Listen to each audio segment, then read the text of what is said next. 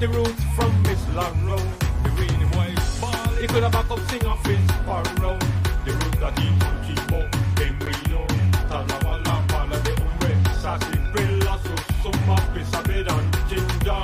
I love scrabble, fine back and bitter wood. But the main ingredient, are the one Miss Larrow invent. And if you see a man back then, he just left Miss Larrow 10. Greedy the roots, did the roots, did the roots, did the roots. Greedy the roots, did the roots, did the roots. Choco pine gone. Greedy the roots, did the roots, did the roots, did the roots. Greedy the roots, did the roots, did the roots. They get a boy to play with himself back up Bethel. He said he could hear voices coming from hell. One of the voices tell him to snatch up the girl named Gretel.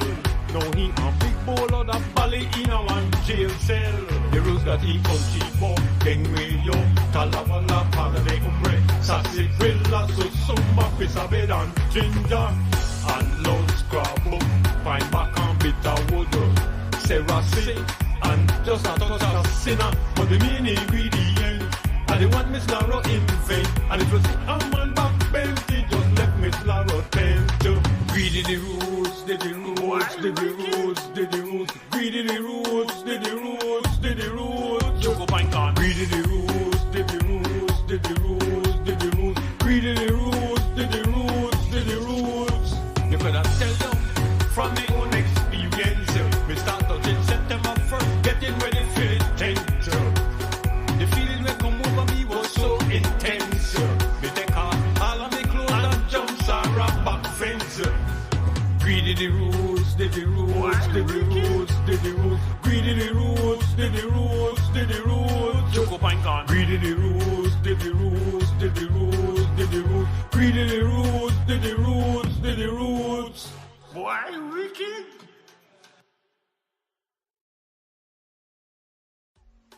I tell Choco pine, you have to drink the roots tonically, the money drink it like water. But you don't really know the formula. Greedy the roots, did the roots, did the roots, did the roots. Greedy the roots, did the roots, did the roots. Choco pine gone. Greedy the roots, did the roots, did the roots, did the roots. Greedy the roots, did the roots, did the roots. Me hear the man bawl when him catch a rouse. Me hear the man scream, drunk in a sorrow. Never want to take one in both the roots from Miss Larrow. He could have back up sing off his sparrow. The roots that he can keep up, them real. Talawala, pala de umbre, sassy brilla, so summa, pisabed and ginger. I love scrabble, fine back and bitter wood. But the main ingredient, are the one Miss Larrow invent. And if you see a man back then, he just left Miss Larrow 10. Greedy the roots, did the roots, did the roots, did the roots. Greedy the roots, did the roots, did the roots. Choco pine gone. Greedy the roots, did the roots, did the roots, did the roots. Greedy the roots, did the roots, did the roots. They get a boy to play with himself back up Bethel. He said he could hear voices coming from hell. One of the voices tell him to snatch up the girl named Gretel. Now he a big bowl of the valley in a one jail cell. The rules that he can keep up, gang radio, talawala, pala de umbre, sassy grilla, so sumba, pisabed and ginger, and loud scrabble, fine back and bitter wood, Sarah say, and just a touch of sinner, but the main ingredient, and the one Miss Larrow invent, and it was a man back bent, he just left Miss Larrow 10 to greedy the roots, did the roots, did the roots, did the roots, greedy the roots, did the roots, did the roots, Choco pine gone, greedy the roots, did the roots, did the roots, did the roots, greedy the roots, did the roots, did the roots. Hello, hello, hello, hello. Yeah, man. We're on. She Michael Reed back in the chair.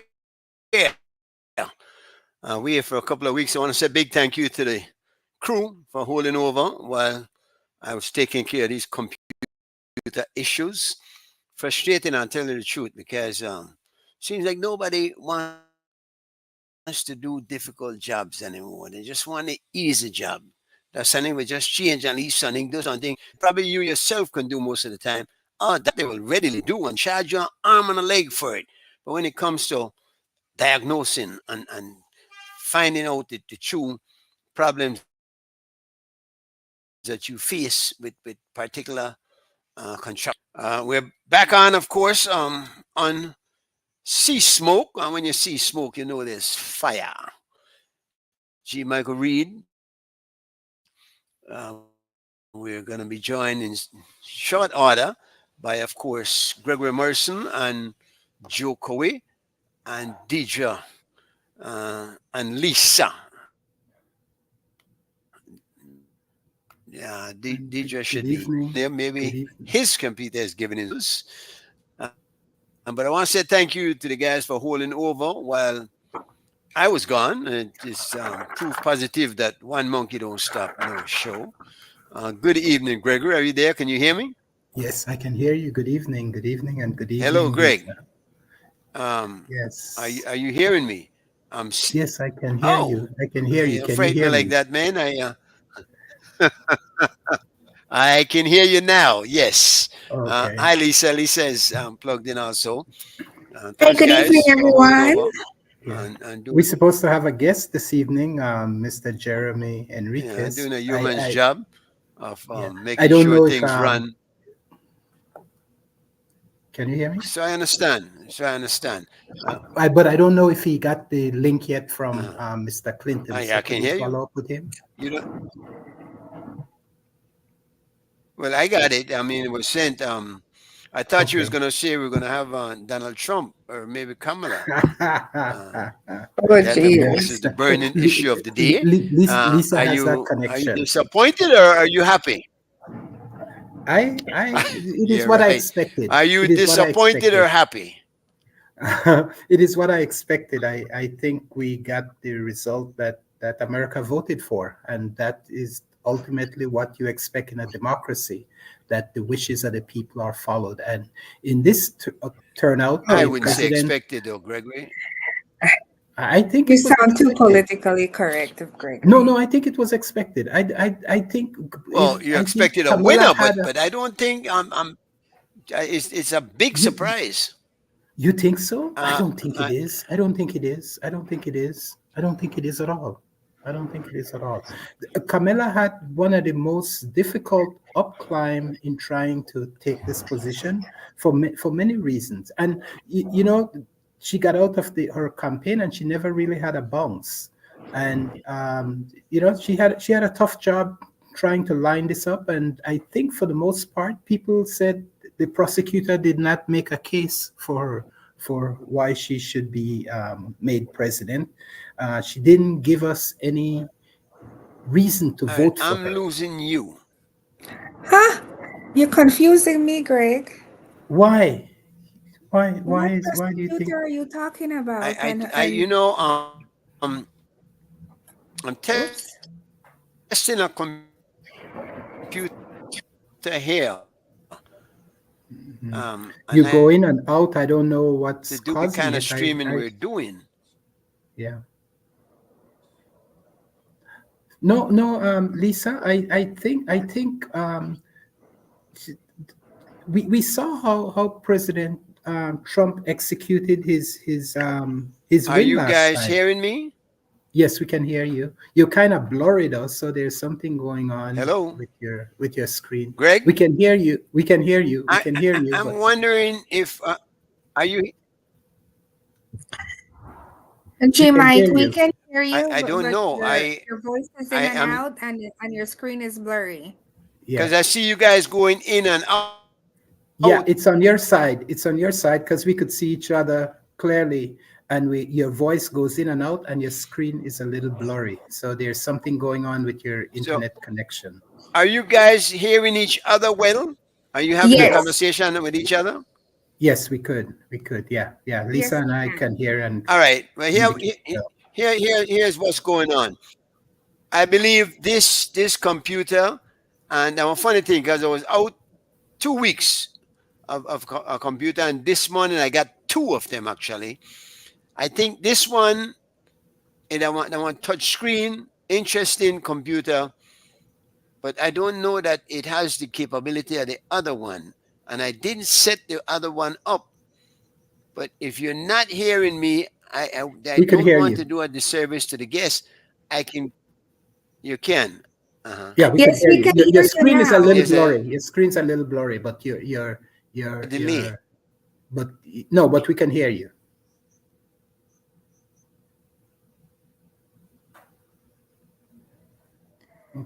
Yeah. Well, I think he Uh, went yeah. silent You're gone again. now. It's going in and out. It's going in and out. Um, Oh, okay. it's not performing like it ought to be performed. Do this quickly and come back in. Okay. Yeah. Log out and get back in. Yes. What I Okay, was sounds saying. good. All right. Yeah. What I was saying, Lisa. With all regard, we did see that Kamala Harris struggled from the very start to kind of maintain a position. She did not get a bounce after her convention, which is traditionally what happens to the party that comes out of a convention. She maintained just that steady. It seemed for a while that she was going to be doing good, and I think she was for for a couple of weeks when she was focused on herself, when she was talking about herself, even at the convention. But then once she started moving towards just demonizing Donald Trump, I think things start changing, because in that process she did not offer anything as an alternative for herself in what she was going to do for the American people. And I think this is reflective. The black people, the brown people, and even more so the young white men didn't see much in the policies that she was offering. I think that's the conclusion that has been made as to why she did not get the support that many thought she would have. So you don't have anything to say about the Latino men contributing Well, to his large landslides that's what in I'm a saying. different. But That's I what I'm mean, saying. She did not offer them anything. She did not offer black men anything either. okay. She, she, I she think for me, part of it is more so.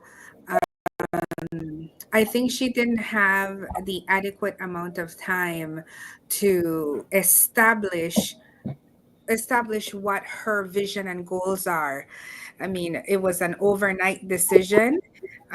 She didn't have ample time to actually formulate her own administrative and advisory board for a campaign.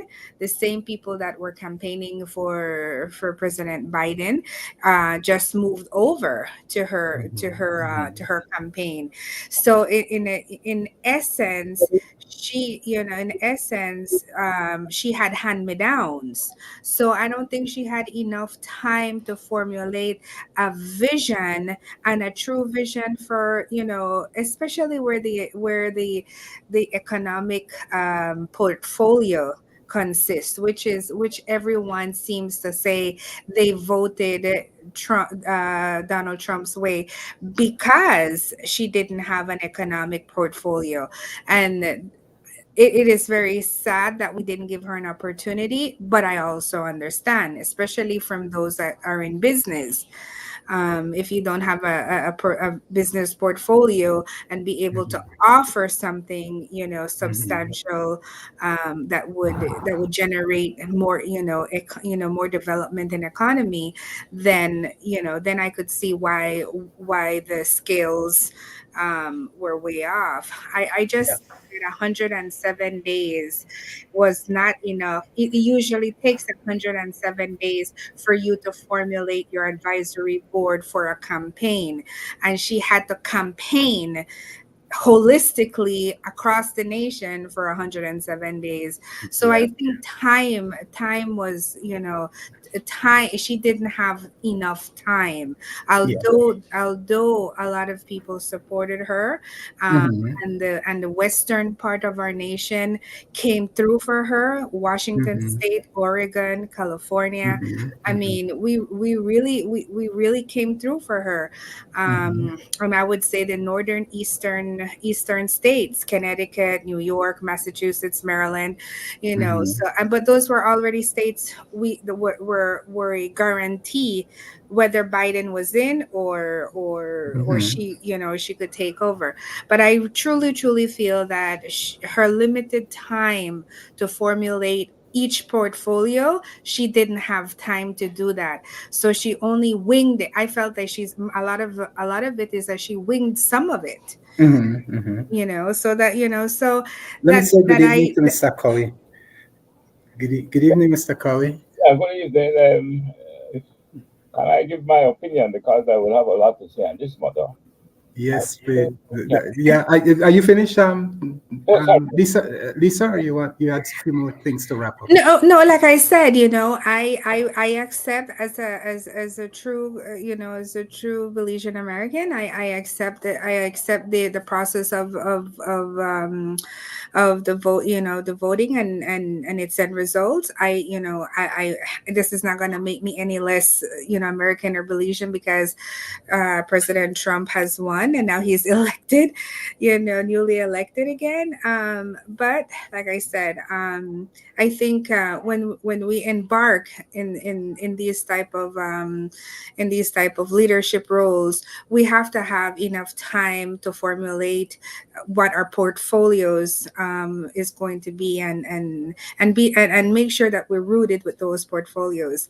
I think Yeah. a couple of times she did You're some you're much more interviews. generous. You're much more generous than I am in terms of her preparation. I know she took it over in kind of a very chaotic and unpredictable way, but she's very close to where things are, and she should have, in my opinion, had a plan on the ground for this eventuality of taking over. And I know it could seem a little undermining to whoever the president is if you're also conducting and managing your own system, but I think she should have had a tight knit on some of the stuff in knowing what her policies would be and stuff ahead of what was going on, because everyone could see. I for one had a great feeling that President was not Biden was not going to make it through this election. For one reason or the other, I didn't think he was equipped to follow through and to make it, and that was one of the reasons why I very early had hoped he'd have dropped out, or at some earlier point also declared that he was not running, and so she could make the preparation. So I think she should have been prepared. But go ahead, Mr. Colley. Well, I like to begin on the point that, first, I'm not a U.S. citizen, but my pity and sympathy goes with the American people. Sympathy? Yeah, I think both. For the reason that, to the extent that they can have global implication, to that extent too, I feel concerned Exactly.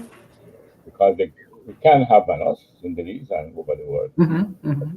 Take off from a point that I think the lady, as Lisa said there. I totally disagree. I think that there was no such thing as Kamala Harris wasn't prepared for her vision and her plans.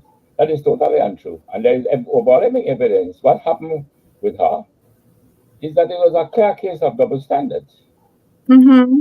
They were holding her up to things which Trump was never held up to. And Exactly. let me use the same issue of the plan on the economy, her opportunity economy. She had an 85-page plan, well detailed. When they asked Trump about his plan, he said, well, it's still a concept. But nobody remarked about that. But they were talking that she didn't have a plan. She did. And she articulated her plan, what he called the opportunity economy. And she mentioned it over and over. So to me, that was not one of the things that caused her to lose. The short time, I thought that she did excellent in the short time. She But did excellent for me. yeah, but what I saw there, if you do a very deep analysis, and I need to be careful how I say it because I will be condemning, no doubt. I don't think it's a case of Kamala falling short. I think it's a case of voters falling short. If you look at the demographics and you look at the voting how it went, and you break it down into the whites, blacks, Hispanics, Asians, and others, and you break it down into age group, and you break it down into education. Okay, what you did, those people that were supporting Trump, you would never change them. Mm-hmm. So it's not what Kamala did do. It's what I believe happened in a situation where there was that side of America that evidently was there, but it was latent. But Trump came along well prepared to exploit it. Let's look at the history of Trump. And I'm familiar with him because I read of his biography. I read about Trump before he came into office. And not just being known to be misogynistic against women, but the way he treats people, blacks in particular. And what he did with Polish people who were immigrants. He actually was taken to court. He forbade his apartments to be rented for blacks. And he went to the court and he lost that case. Then he had an agency when he was doing buildings. And he get the agency to employ Polish immigrants who were there illegally. And he underpaid them.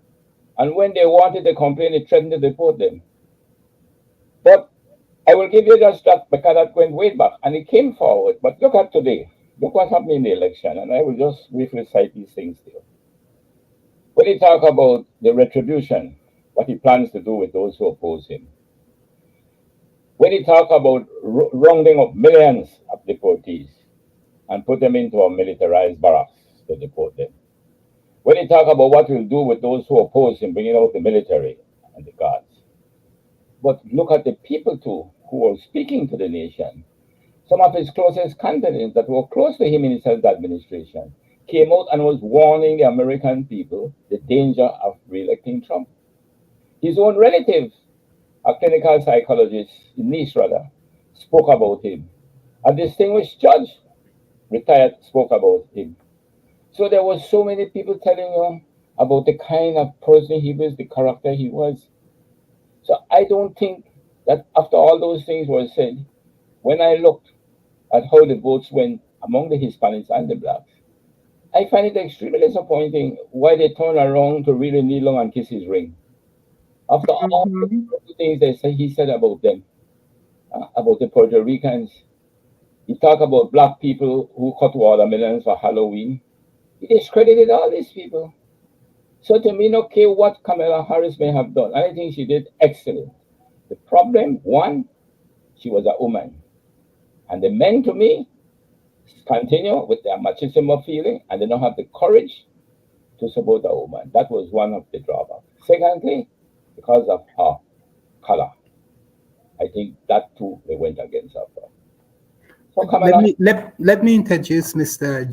Jeremy Enriquez, Mr. Cowie. Good evening, sir. I want to welcome you to the show and thanks for coming on board. We've been trying to get face to face with you for some time. So good evening and thank you. And please just take a moment to introduce yourself. Well, good evening. Thanks for having me over. It's been a while. Yes, I was supposed to come to talk about different other issues, but we're faced with this very interesting outcome of the U.S. election. So I guess I'm glad to also jump right into that discussion. Originally, you invited me to talk about Maya land rights issues, other development issues in Belize, yes. But we're faced with the reality of the moment. So it was a pleasure to listen to Mr. Cowie provide his insights and analysis to this very consequential election that not only the U.S. Is going to face the consequences of, but it will impact on the world in so many policies that we almost brace up to see what it is going to be. As a matter of for introduction, well, I'm from Belize. I live in Belmopan. I served for many years as an educator in all levels of the school system, primary school, high school, university levels. I served as a consultant to many organizations nationally and internationally in Belize. So that's me in a nutshell. A very strong advocate for indigenous and human rights. So those are some of the things that I've done over the past few decades. Okay, thank you very much. I'll go back to Mr. Cowie so he could finish his thought, and I'll ask you, Mr. Enriquez, to just give us your thought on the election as you were starting to indicate. Continue, Mr. Cowie. Yeah, well, I want to just encapsulate what I was saying, because we could spend all night talking about, why she won and why she lost and why this one win. But the truth about it for me, I have been following this election pretty close. But I've followed American politics pretty close. I've lived there a while for myself.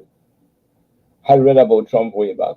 So I find it quite, indeed, disappointing to understand how people could have really voted for him. So you have to ask yourself why they really did. And I don't want to get too much into the racism, but the truth about it, that was a great part of it. It is? Yes. And you can. And I mean, it's part of it, but it doesn't explain everything, because as we said, there was a significant increase in the number of blacks that voted for him, brown people that voted for him, Asian people that voted for him. So there's something else going on that's not being satisfied by the interests of the other party. Well, I want to tell you this, and I want it to be understood clearly. The part that is very disappointing, I could understand those white non-college educated people, and I'm saying this because you have a lot of good white people in America who did support Kamala. But of course, they were not looking at it from a racist position. They were looking at the character and the competence and the experience. But if you look at those numbers, how they went out and they voted, which I looked at this morning, but it's finished now, at least most of it. And it's clear to me that when it comes, the white people in America still dominate America in terms of numbers. They do. Of course, it is shrinking, and the non-whites now are beginning to increase. The blacks and the Hispanics are increasing, and so Asiatic. So in decades to come, America will not be 50% at 4% white, as I think it is now. But when you look at what happened and you look at the breakdown of those votes, and what I'm very disappointed about is not the whites that voted for him, because they were part of the white supremacist mindset that Trump has been advocating. What I'm disappointed was the blacks that voted for him and the Hispanics that voted for him, who he had treated in some very despicable and inhumane ways. And he said it currently, and he had his surrogates, some 20 out of them that night there in New York, speaking on his behalf and saying the very things that he had in mind to say. And when they begin to talk about this garbage floating in the Caribbean area, that is Puerto Rico, and when they talk about blacks cutting watermelons for Halloween and things like that, these were discrediting of people. And despite of that, the numbers did increase in those areas. Not that Kamala didn't get the last majority. So if you look at the same states, those 7 states, if it wasn't for the Hispanics and the blacks, he would never have won them. But it was in those areas that there was most heavy increases throughout the whole America where they had increased in numbers. So at the end of the day, this election to me was not about policy so much. It was not about vision. It was not about methods to implement your vision. It was not about liberalism versus conservatism. It was simple about a personality cult versus a free society. That is how I see it, a cult of personality, self-centered, with greed and ego. And the people who were there with him, like the richest man in the world, Elon Musk, they are only there with him because they want to benefit from the subsidies that they will get from have been getting from government. And exactly. Increases. So they were all there for self-interest. This was not about the American people. But isn't always the political hang-alongs, particularly when it comes to business? I don't call it we see that even in Belize and everywhere. You'll find it everywhere. But the point I'm making, and we had this discussion, I have never opposed big government. I have seen big government work successfully in those Scandinavian countries, Finland, Sweden, and all of them, which rank among the top 10 in the world's Human Development Index. So I have never against big government. But what I am concerned about, and even in Belize, is the big money that is taking over government. So to say that it is all wrong, it is true. But that doesn't justify why it should exist. That is no justification for it because it's all wrong. It's wrong. Jeremy, could you give us a little idea of where you think this stands in terms of how it will affect, particularly Belize and some of our policies going forward, if at all?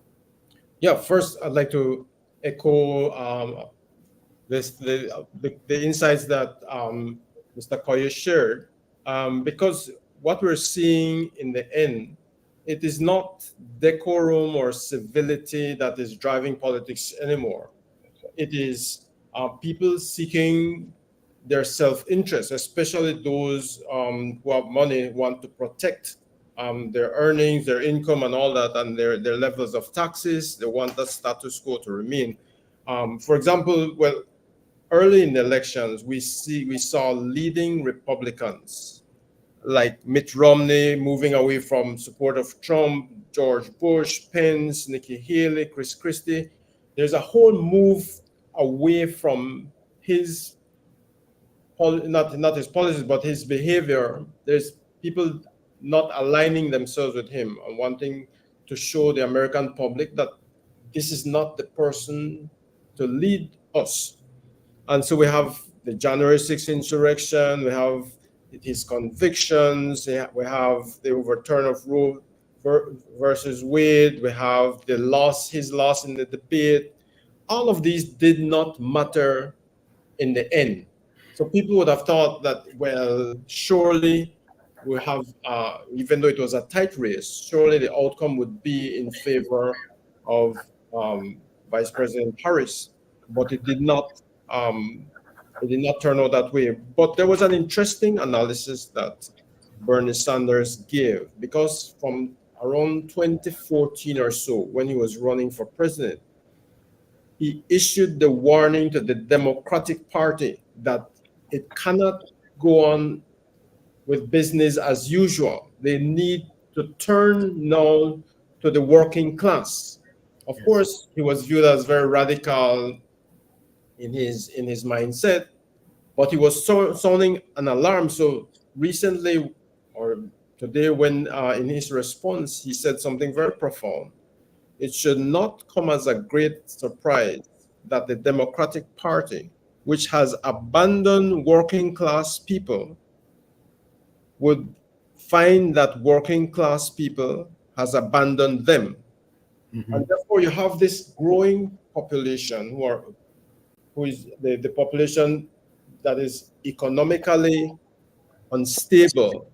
There's vast and increasing income and wealth inequality. There's a lack of, for example, paid leave, medical. All of these things matter to voters. Who will have our back? And in the end, they decided, for better or for worse, that Kamala Harris was not addressing these core issues early on. And Biden was not addressing these issues early on.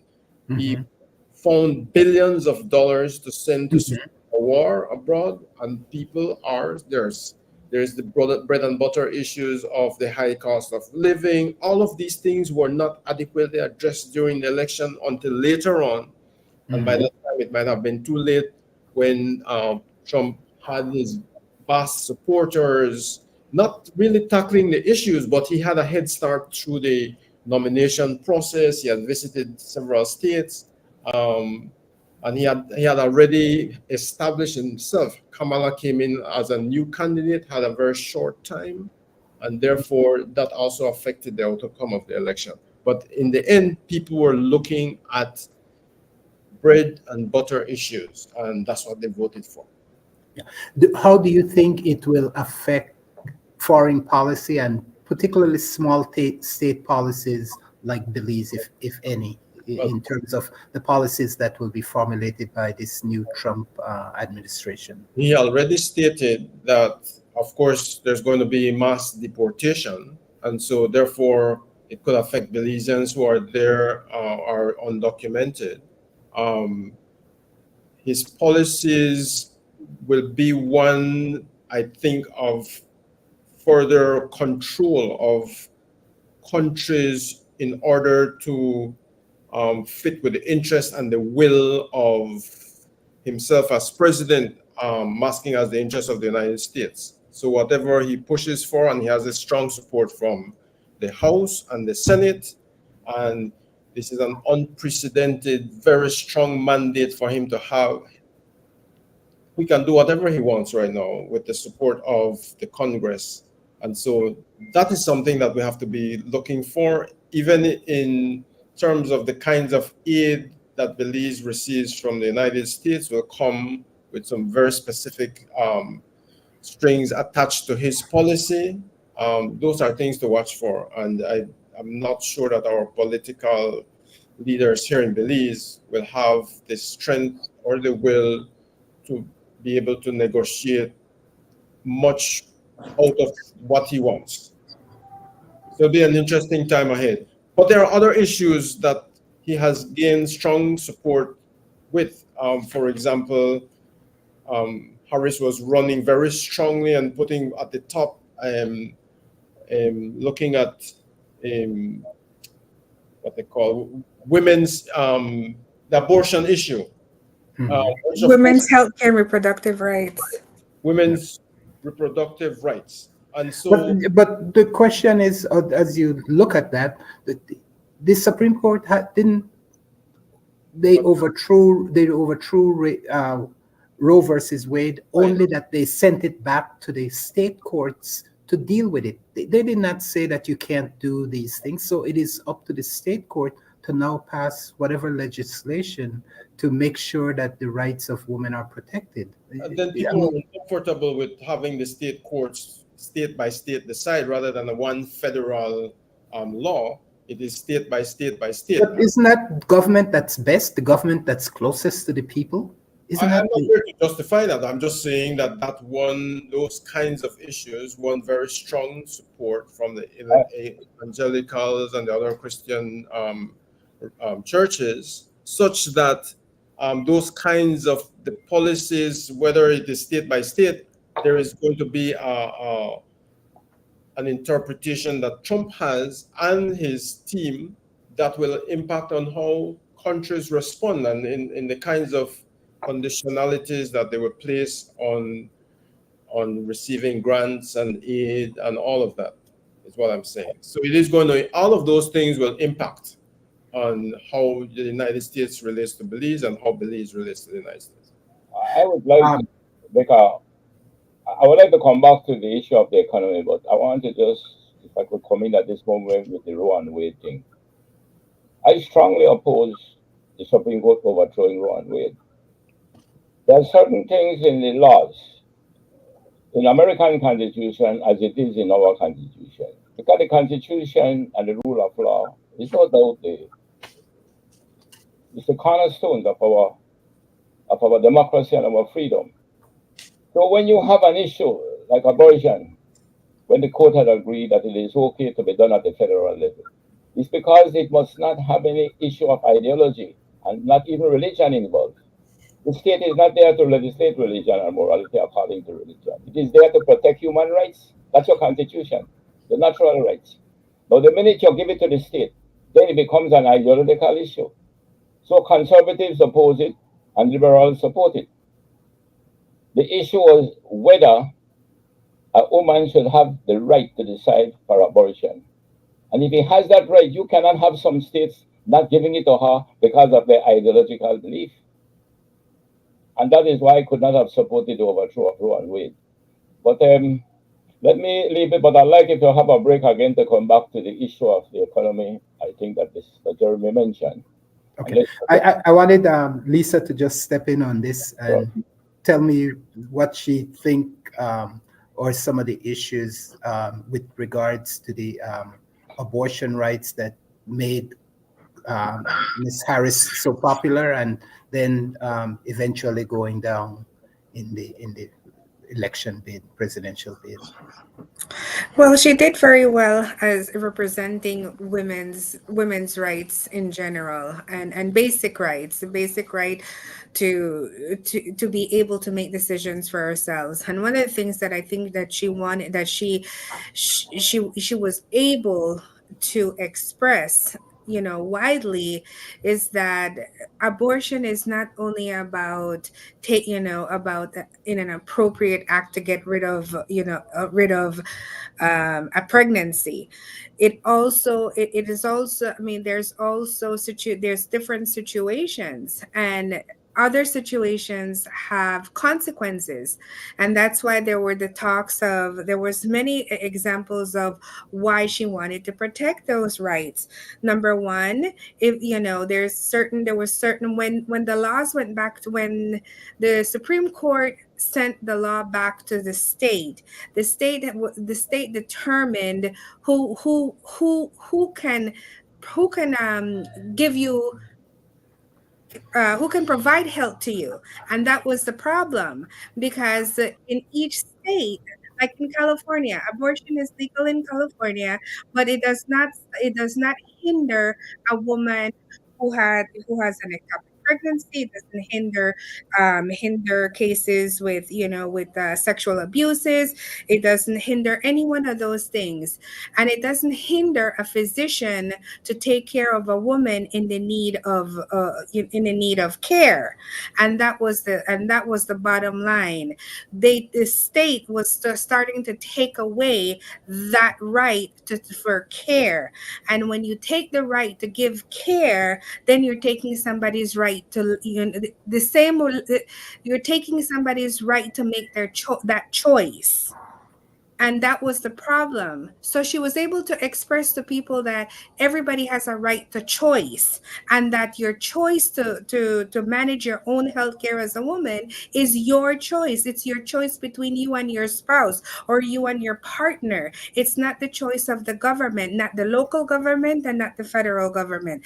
The federal law would What the federal law would do is allow you to have that choice and have freedom of that choice across the board, not just locally. And that was why, she had a big following, because she was able to, she wants that for everyone, not just state by state.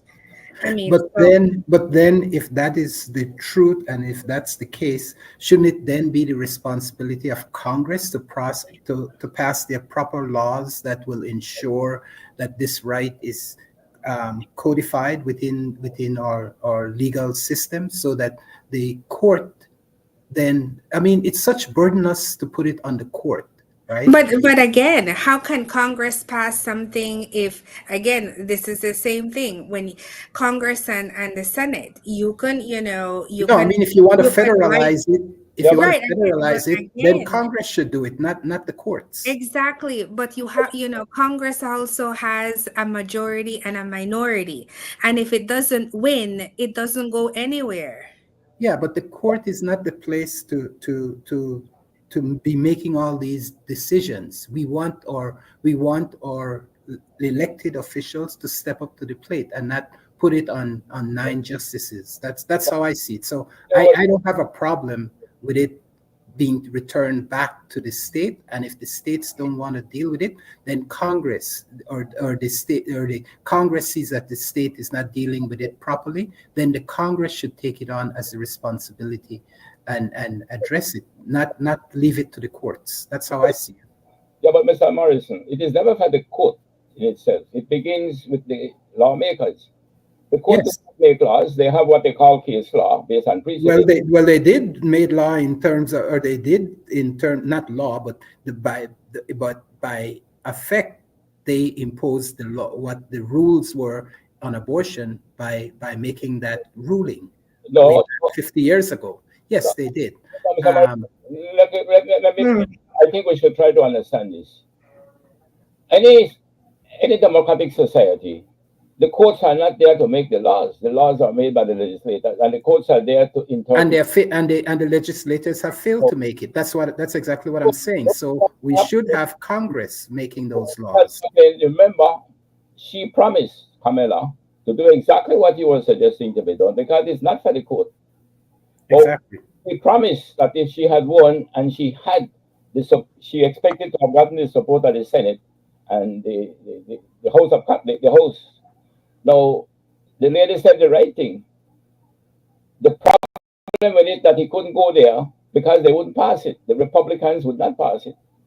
So if they promised that if she had won and she could have tried to get the support of both sides, and then she would have passed the law, and then that would bring it back to where they wanted it to be.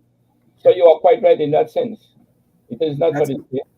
That's where it belongs. It belongs within the realms of the Congress and the elected officials, whether they be state or national through Congress.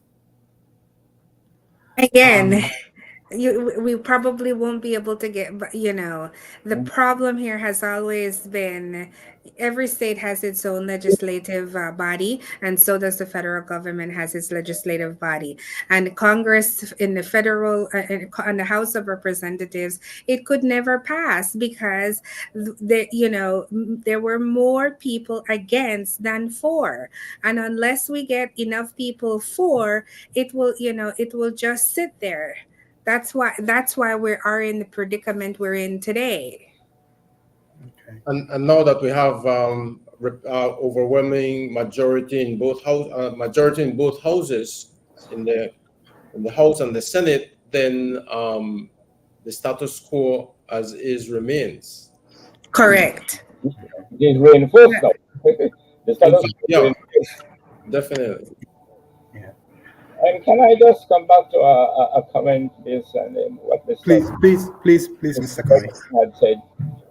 The economy, to me, quite frankly, could not have been the issue to make the difference between Kamala and Trump. And the reason why I say this, there have been some merits to what you said, and it happened to Hillary and the Democrats. America had chosen, either knowingly or unknowingly, that they will move from a manufacturing-oriented economy to a service-oriented economy. And when it did that, it affected the manufacturing, especially in those same so-called swing states, in Michigan and Detroit and those different parts. So indeed, that had hurted Hillary too, because the workers, which were normally Democrats, because the Democrats tend to more support the workers. But there was a plan for that, and Hillary had the plan as to how we want to have dealt with it. And Bernie Sanders was very much behind it. And some of the best economists supported it. What they wanted to do really at the end of the day, they believed that, yes, we're going to put some taxes on that 5% that they control the 40% that they will. Increase those taxes. And what they wanted to do to eventually was to increase the workers, increase the wages. If they had increased the wages, the economists were showing that that was in Kamala's plan. If you increase the wages of workers, the capitalists, the businessmen benefit. Because America is not so much of an open economy like Belize. So if the workers have more to consume, then the business people will make more. And they supported it. And I agree with Bernie Sanders, because that's what the workers wanted. The workers have a right. They helped to bake the cake, as she said. And because they helped to bake that cake, they must get a fair share of that cake. But what Trump offered them, I don't see what is it that Trump offered the workers, why they would have voted for him. They could have felt offended because maybe they didn't get enough under the Biden administration. Ladies and gentlemen, are we live? We are live. Yes. Yeah. Wonderful. Boy, Martin, thanks a lot, man. Thanks a lot. I'll talk to you tomorrow. All right. Yeah, man. Yeah. Okay, Mr. Chairman, you're back. I'm sorry about that, guys. I had to call a friend to get some help through with the whole setup process. The other computer I'd gotten from Full Tech, and I mean one interesting one, one touch screen all in one. This the one different one, but apparently I can see you guys now and hear you guys. That one was slow.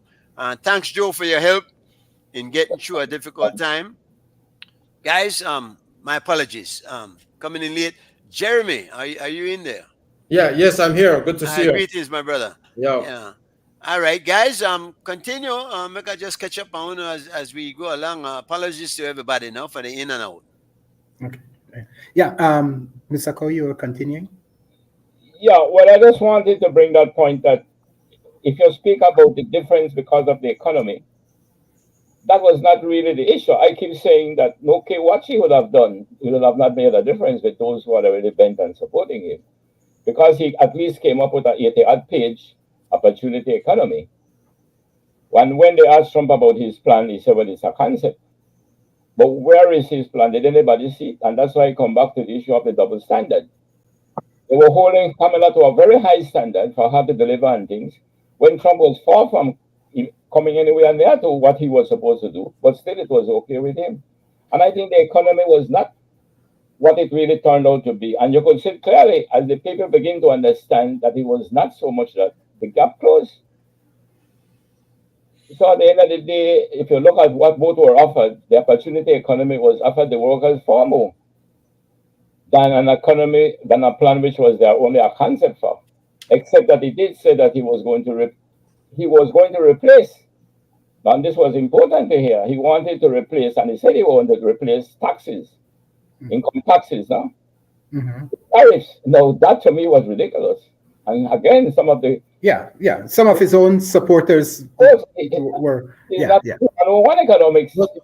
How can you use tariff and then he claim that the suppliers of the goods like China and so will pay? They are not going to pay. Consumers, tariff is a consumption tax and indirect tax. It direct. That's correct. This was showing where the cost to the people of a tariff would have been higher than if they had increased the tax on those wealthy people.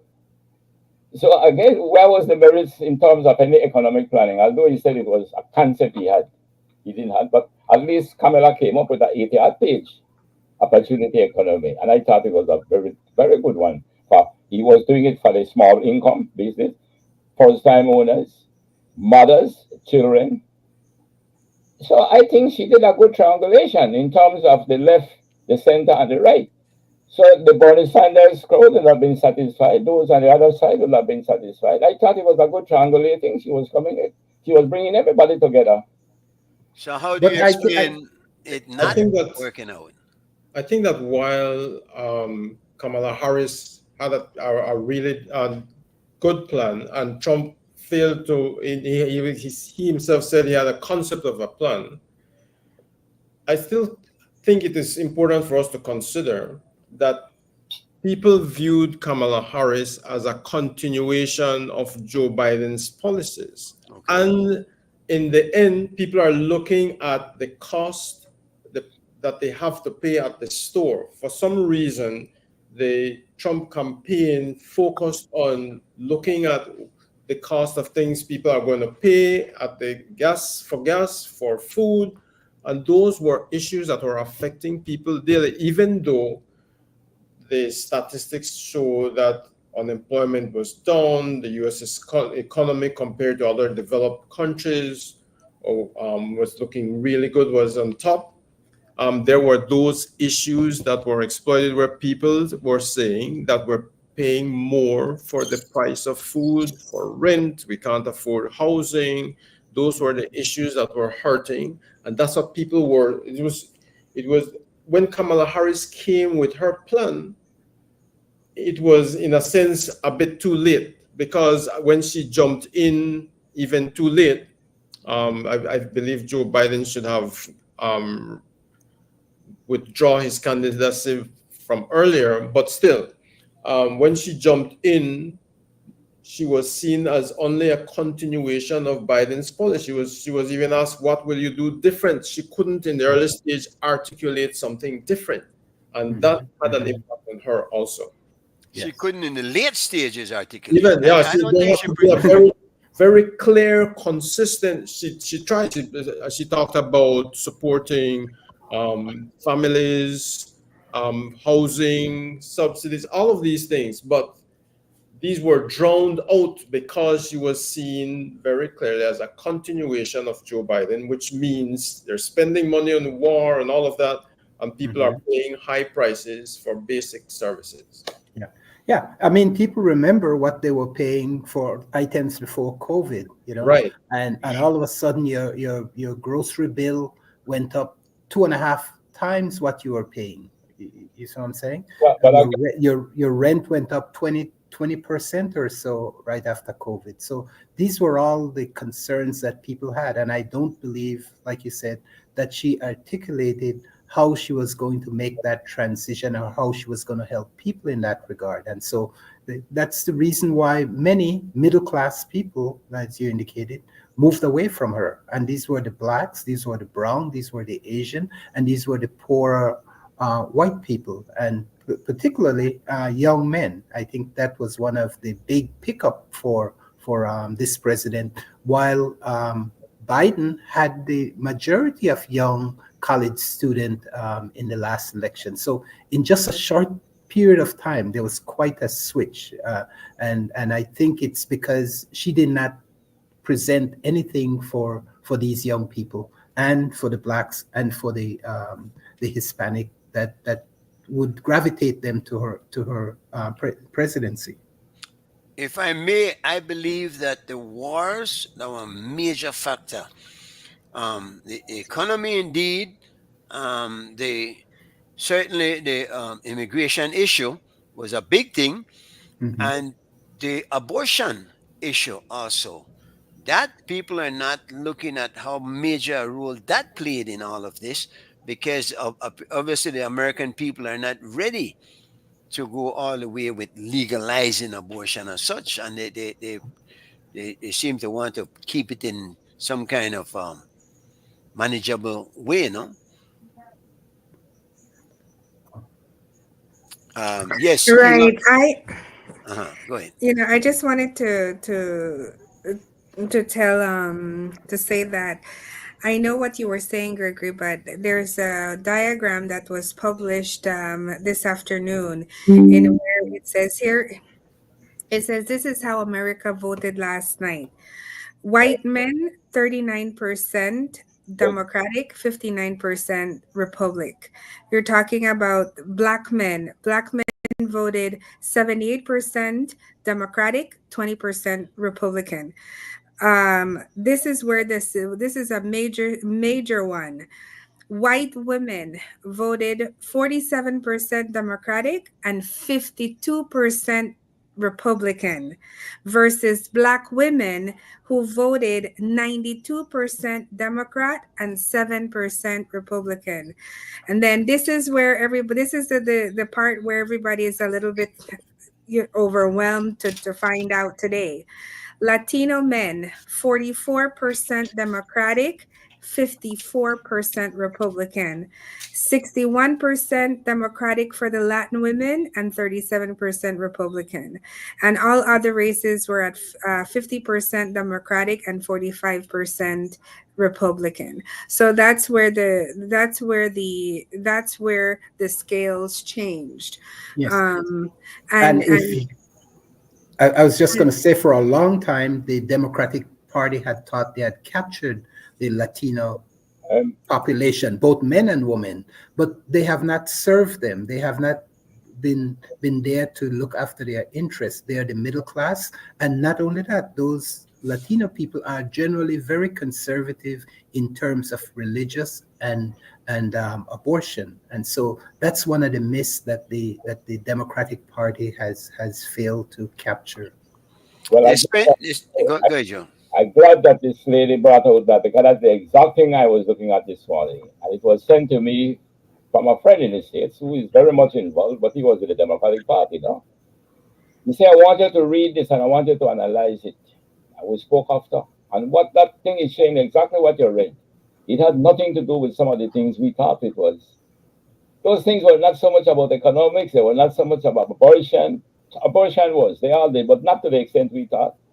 If you examine them, it had to do with race and it had to do with gender. That's what they had a lot to do, and with education. If you watch those same statistics that came out, it will surely clear you how is it that how the shift was taking place, especially in those swing states. What they got is 7 of them. And in the 7 of them, the Hispanics and the blacks had increased far Right. more than it was with the whites. And secondly, they were not getting the college education as fast. So when he showed them, it was trying to bring out that what we thought were the issues of economy, what we thought of the issues of inflation, he said these were not really the things. He said it was already in the minds of certain people how they wanted to vote, and it had to do with what Trump was and what he was representing. So no Kamala Harris with further preparation could have changed those minds. But that statistic is very important.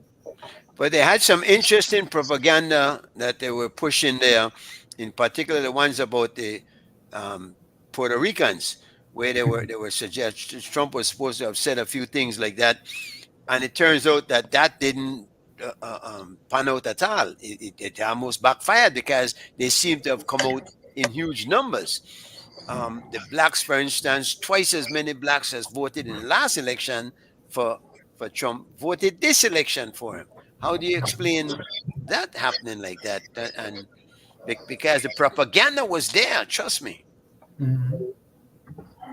Well, I think the question you're asking, Mr. Chairman, is a question that we should want to answer. Take the same statistics.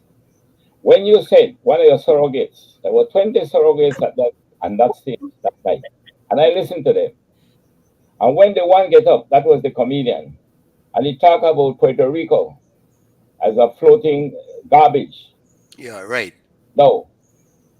Would you have taken that? And when Trump came, he never did in any way try to distance himself from it. In fact, he began to add on.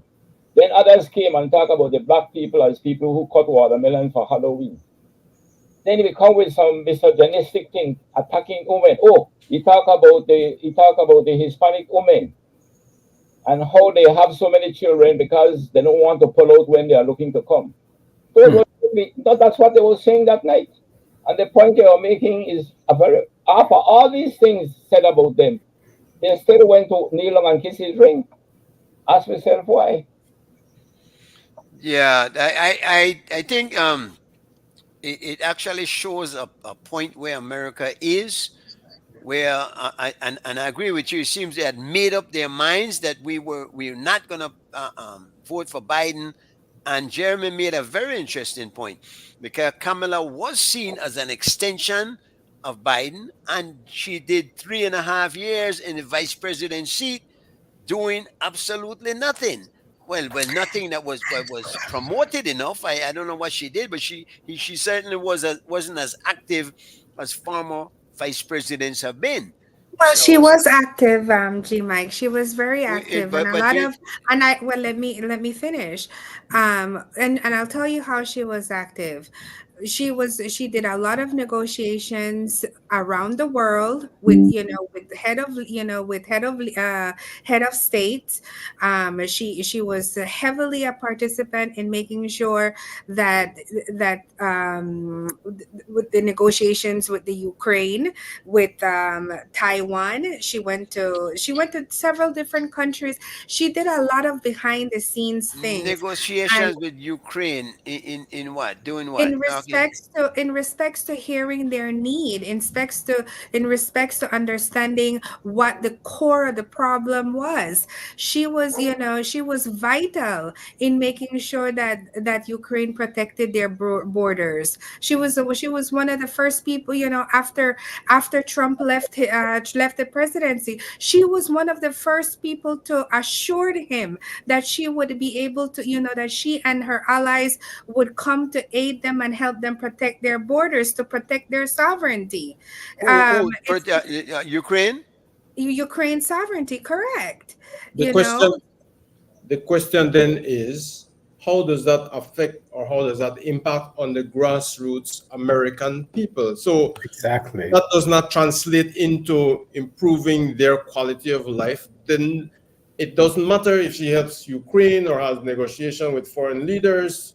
That does not translate to what is happening on the ground in all these in the rural parts of the United States. And so in a sense then, she is seen as a continuation of a policy that is not impacting them as far as prices of goods and all of these things that they It does. It does. I mean, everything is coexist with each other. We had, the United States have a long trading with, with Ukraine.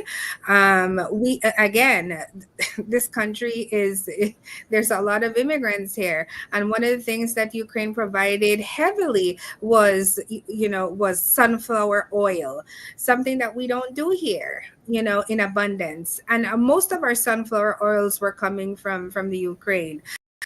But this, There's also the trading, the trading part of it, that, and again, human rights. If we're talking about human rights, she was protecting their human rights and sovereignty. How does that not relate to us? Who's human? Ukraine. You're talking about Ukraine still. But see, these are very unpopular wars, and we need to understand that while the American, the hierarchy there, the government of America has that a policy out there is protecting Ukraine. The American people weren't very keen about that at all, I don't think, and that's what they made clear in this election. Yeah, The wars exactly. costing a lot of money. There's a lot of money was being spent out there in these Yeah. wars, and a lot of people didn't understand why it was so. Why are we sending all that money? Because exactly. I come in, sorry, I hope I'm not, but the lady there, Miss Castanedas, I thought that she mentioned some very important points. What we were talking about propaganda, it was mostly the Republicans and the non-educated that fell for that propaganda that Kamala didn't do anything. No, she did a tremendous lot. But let me share something quickly to share about. There was some statistics that came out. When the person who is not getting a fair share of that pie, and he believed that he was involved in baking the pie, that person, evidently, when he looks at the billions being sent to Ukraine and to Israel, will take offense to that being done. Exactly.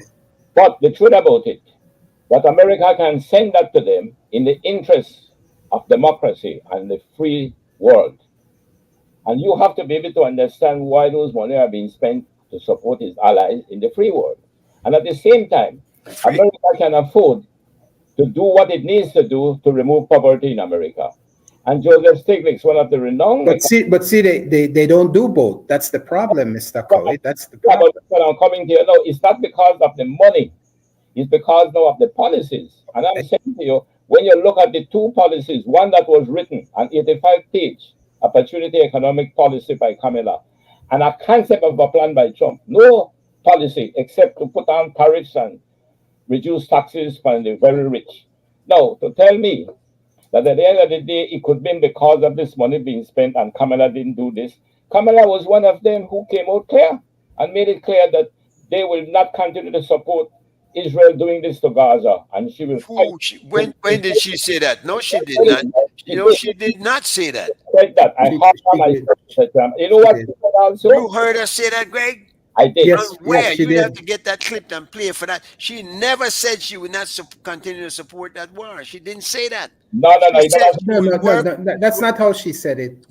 What she did say, which impressed me, was that she would work towards trying to find a solution Two-state over there. But she said nothing about not funding it. No. He never said going to stop funding it. I didn't say she said that. She said that she will make sure she will bring an end to the war and she will go for a two-state policy. That was the centerpiece of the policy, the two-state policy. Yeah. But you did say she said she would stop funding them. Let's No. Well, if I said that, I was wrong. Let me take that back. Okay, that's what I objected to. Yeah, she did. She mentioned it, and in fact, I felt that it was about time that one of the candidates would say something about that. I believe that Trump, though, people understand that Trump will, because of his friendship with Putin, be able to bring an end to that war, because he had said, make no mistake, that war is nothing about democracy and about no people being suffered and what. That war has everything to do with just Putin, the America trying to put a NATO base, or NATO trying to put a base in Ukraine, which Russia objected to, as America objected to a nuclear base being put in Cuba in the early 1960s. So that, as far as helping to keep democracy alive and all of that, I think that was a sham, and I really do. That war is more than that. Can I just add one more thing to correct another point too? That it is true that in the beginning, when she was asked about if she would do anything different from Biden, and she did say at the moment she couldn't think of anything. But indeed, that maybe have been a slip. And then she said after, when she was asked about it, he said, well, evidently, it will be a Kamala Harris administration.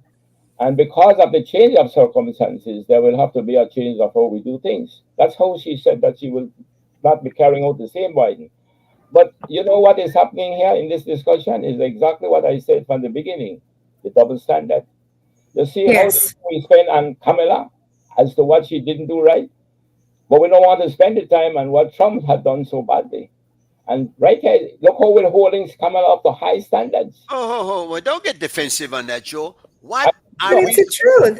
I mean, everybody holds her to a higher standard. You two can agree and still both be wrong. What are you saying when Trump did what? During his term, in the last term of his presidency?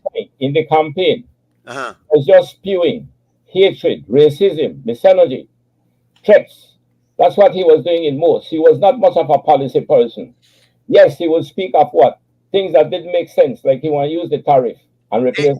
And you know what? I think Kamala was more pointing out that. Kamala was doing exactly what you're doing, pointing out what Trump was saying, and as opposed to what she personally would be doing. I'm not going to give her that kind of buy. I think she did not represent herself well. She said she had a plan, but I didn't see any outline of any definitive plan that was going to make any big difference in the American way of life. About it. It was an 85-page. Somebody was suggesting that maybe racism had everything to do with it. Had a lot to do with it. It had a lot to do with it, that's for sure. Statistics. So, but then again, how do you explain the large number of Hispanics and the large number of blacks that came out for Trump this time? Are they seeing something that we didn't see? I'd like to make a point that Joe just mentioned. It is not that we're holding, and we do hold Kamala to high standards, but it is not because it is not because we're supporting the kinds of things that we saw with Trump. But the point is that despite all the things that Kamala did, all her plans and all that, she still did not come through with the American people, and we're trying to find out what is the root cause. And I think, of course, racism is a part of it. Not just being a black woman, first time she'd be a woman president in the United States if she had won, and that's not something that the United States actually was looking forward to, and it's not something that they really support at their core. Well, Jeremy, Obama was president, you know. What's that? Obama was president. Well, he was a man. Black woman president. He was a black man, not a black woman. Oh no, but you were stretching it a bit far because no, it was which is more important to the people you believe, the race or the gender? You're saying it's more the gender than the race. I don't believe that. No, I think gender plays a significant role in terms of the psyche of men. Well, there were people. I think both, because I think both. You have never had a woman president in the United States, but also she had to climb through another one. It's both race and gender. But also that's one factor. But there's also the economy. There are other factors, of course. It's not just that there's the war. But the point that we're making is that despite all that, the American public still voted overwhelmingly for Donald Trump, despite all that he has shown, all the cross language that he used. Decisive victory. It's still a decisive victory, and sorry to cut you, Mr. Enriquez. Just another, and I'll be very real about this. Just another example of white man privilege. Okay, he gets away with a lot, and that's a white man privilege. Let's talk about that. that there's, you know, I don't know how else I'd be able to explain that, because no other person in America will get away with what he gets away. If this was Obama, I could tell you he wouldn't even be able to you think it's surface a on the white street. man? You think it's a It's a white white man, or man just privilege. but just Donald It's a Trump? white I don't privilege. think too many white men could have gotten away with all that Donald Trump got away with. I think he's very unique Okay, in many ways. rich I white was man about to ask privilege. that question if the Republicans had come up with another white person, would they have gotten away with the same thing that Donald Trump is getting away with? And I that's don't the think point so. Burger is I making, don't right? think so. There's something You know- about him. There's an appeal that there's something that Yeah. Exactly. And let me give you an example of how it is.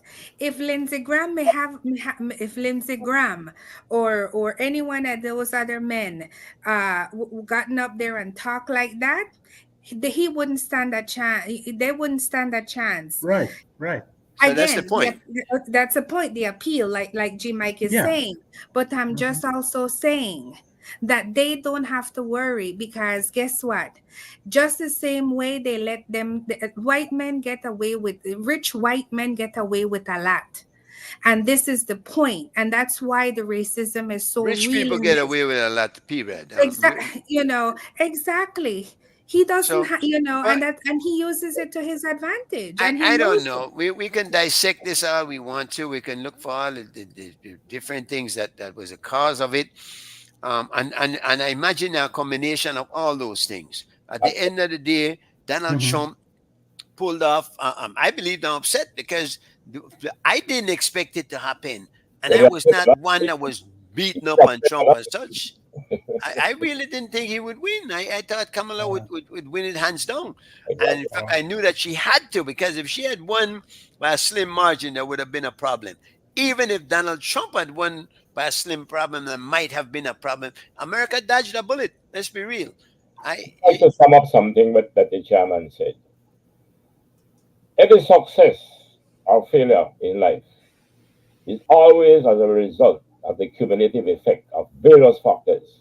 In this election, evidently, you talk of economy, you talk about abortion, you talk about immigration, you talk about inflation, we're talking about race, we're talking about gender, and we talk about several things, and it's the cumulative effect of those. Yeah. When the contest in politics is tight, is close, any one of those things can make a difference.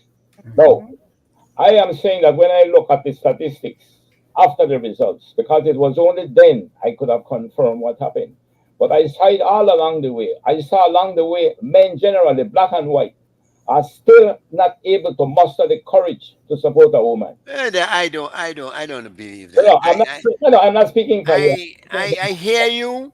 But I hear you, but there are a lot of men now are more willing to support women than men. That's a fact. Don't you agree with that? But I think President Obama recognized some of that misogyny and had made some comments about it, particularly to black men. But I think the appeal was across the board to all men when it came to her. Let's accept it. You could say that there has been a reduction.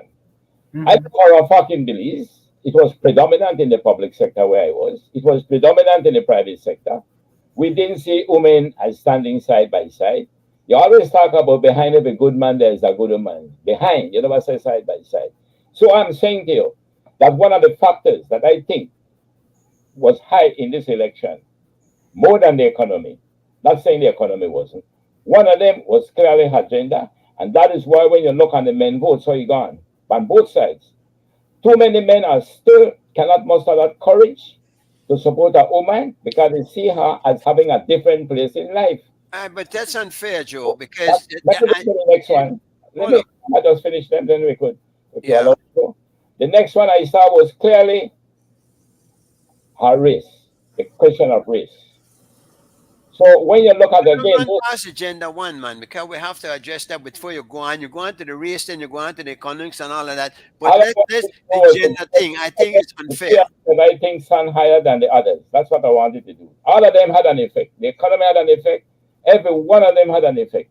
But I'm talking about the ones that had the greater impact Listen, there are still men indeed, and nobody can argue that still will not vote for a woman. I know this, that exists.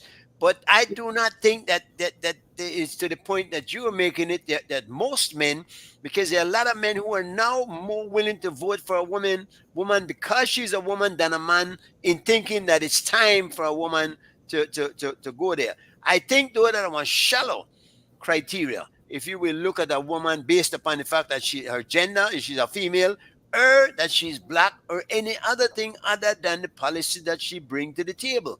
And at the end of the day, did Kamala bring the policy on the table that resonated with the people? Apparently she didn't. I think she did. All right. Well, then the people didn't see it, and that's. But you know what? Let me step in here and jump on this. I want to talk to Jeremy because we got Jeremy on the show, and I've not been hearing anything from Jeremy about that. Before I go on, anybody else getting the last word on this election thing? Before we get into Jeremy and what what he has been doing and his expertise, if you will. Yeah. No, let's move on. Jeremy, let's talk about Jeremy Enriquez. Sir, you're I understand you've written a couple of books, correct?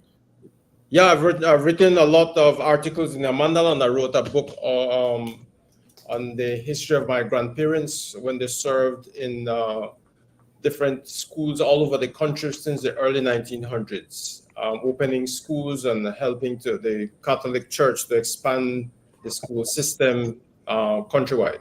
You were Garifuna, correct?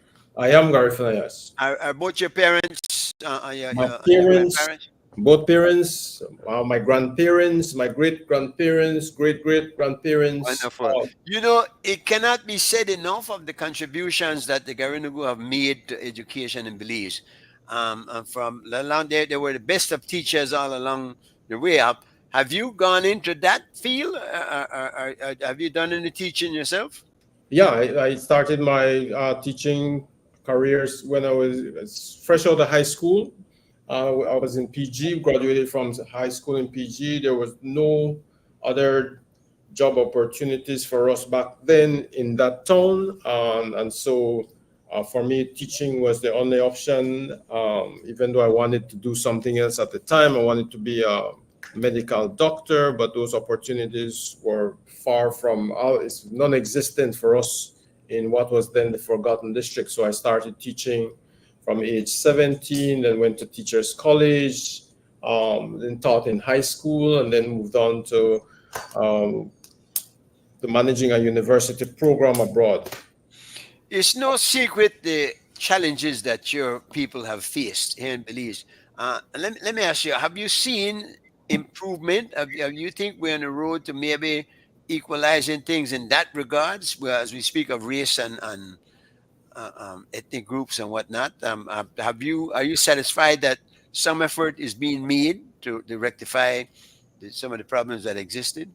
Of course, there's been lots of changes in our nation as to how we view and accept people of different ethnicities. There's still work to do, but we've come a long way since those days when it was even two black groups were, because of colonialism and those colonial times, they were in a sense not very they were not brotherly and sisterly towards each other. There's, in fact, to put it bluntly, there was discrimination against the Garinagu in those days. We faced harsh discrimination when we moved to Belize City. We were not accepted. We were shamed into not speaking our language. There's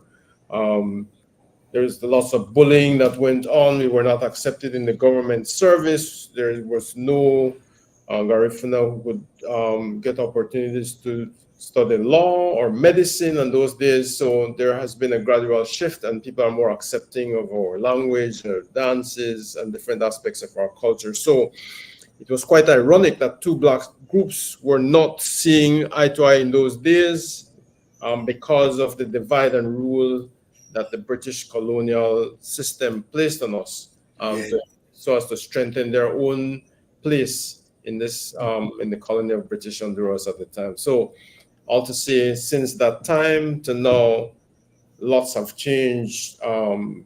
We have more cross-cultural interactions, and people flow more freely across the country and not face that overt level of discrimination that they used to face. Somebody was lamenting the other day that the Garinagu were not speaking their language, and that in fact other people are starting to speak Garinagu, Garifuna, if you will. I think I heard a Mennonite person the other day talking a little bit of Garifuna. And well, how do you see that? I mean, what's the thought around that topic?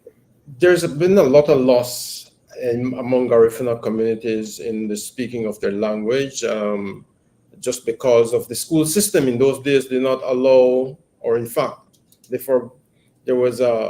are school rules that forbade people from speaking their own language in the school compound, and that, along with within the family structure, along with also being shamed of speaking our language in Belize City, for example. And then you have immigration, people going to live in the United States. There are a lot of contributing factors to the loss of Garifuna language. So while the argument that people used to have is that while we speak other people's language, others were not interested in learning our language. Garifuna people spoke Maya, Spanish, Mopan and Kekchimaya, Spanish, Creole, English, other language. They had an interest in learning the languages of the people where they reside, but there was not that kind of a reciprocity, it seemed, in those days. And so people felt like, well, people aren't really interested in who we are, and we have to be the ones to adapt to them. And they do not really have any interest in us, was the thinking in those days. I note your first name, Jeremy. I know a lady that has a few daughters. One named Tracy, one named Ingrid. Would you say that maybe that was a part of it also, where the Garifuna parents were naming their children with names that did not reflect their heritage, and maybe that diluted the whole? Yeah, that was part of the colonial system and the church system, in fact. Yeah. We, in fact, even our surnames are not, our Spanish names, you will notice Garifuna names of Castillo, Enriquez. Those are Spanish names coming from our early experiences in Honduras, where we were before we migrated to Belize, where the church, in their baptism process, we had to adopt names of the compadre. And so, in a sense, there was an erasure of our original names, as was the practice of the church in those days. And then we took on names, a lot of them had to take on names that were linked to the feast day of the church calendar. So if you were the Saints' Days. The Saints' Days, yeah. So they took on the saint's name. All of those are part of the colonizing process. Have you been following the Mayan situation, Jeremy, down south there where you are?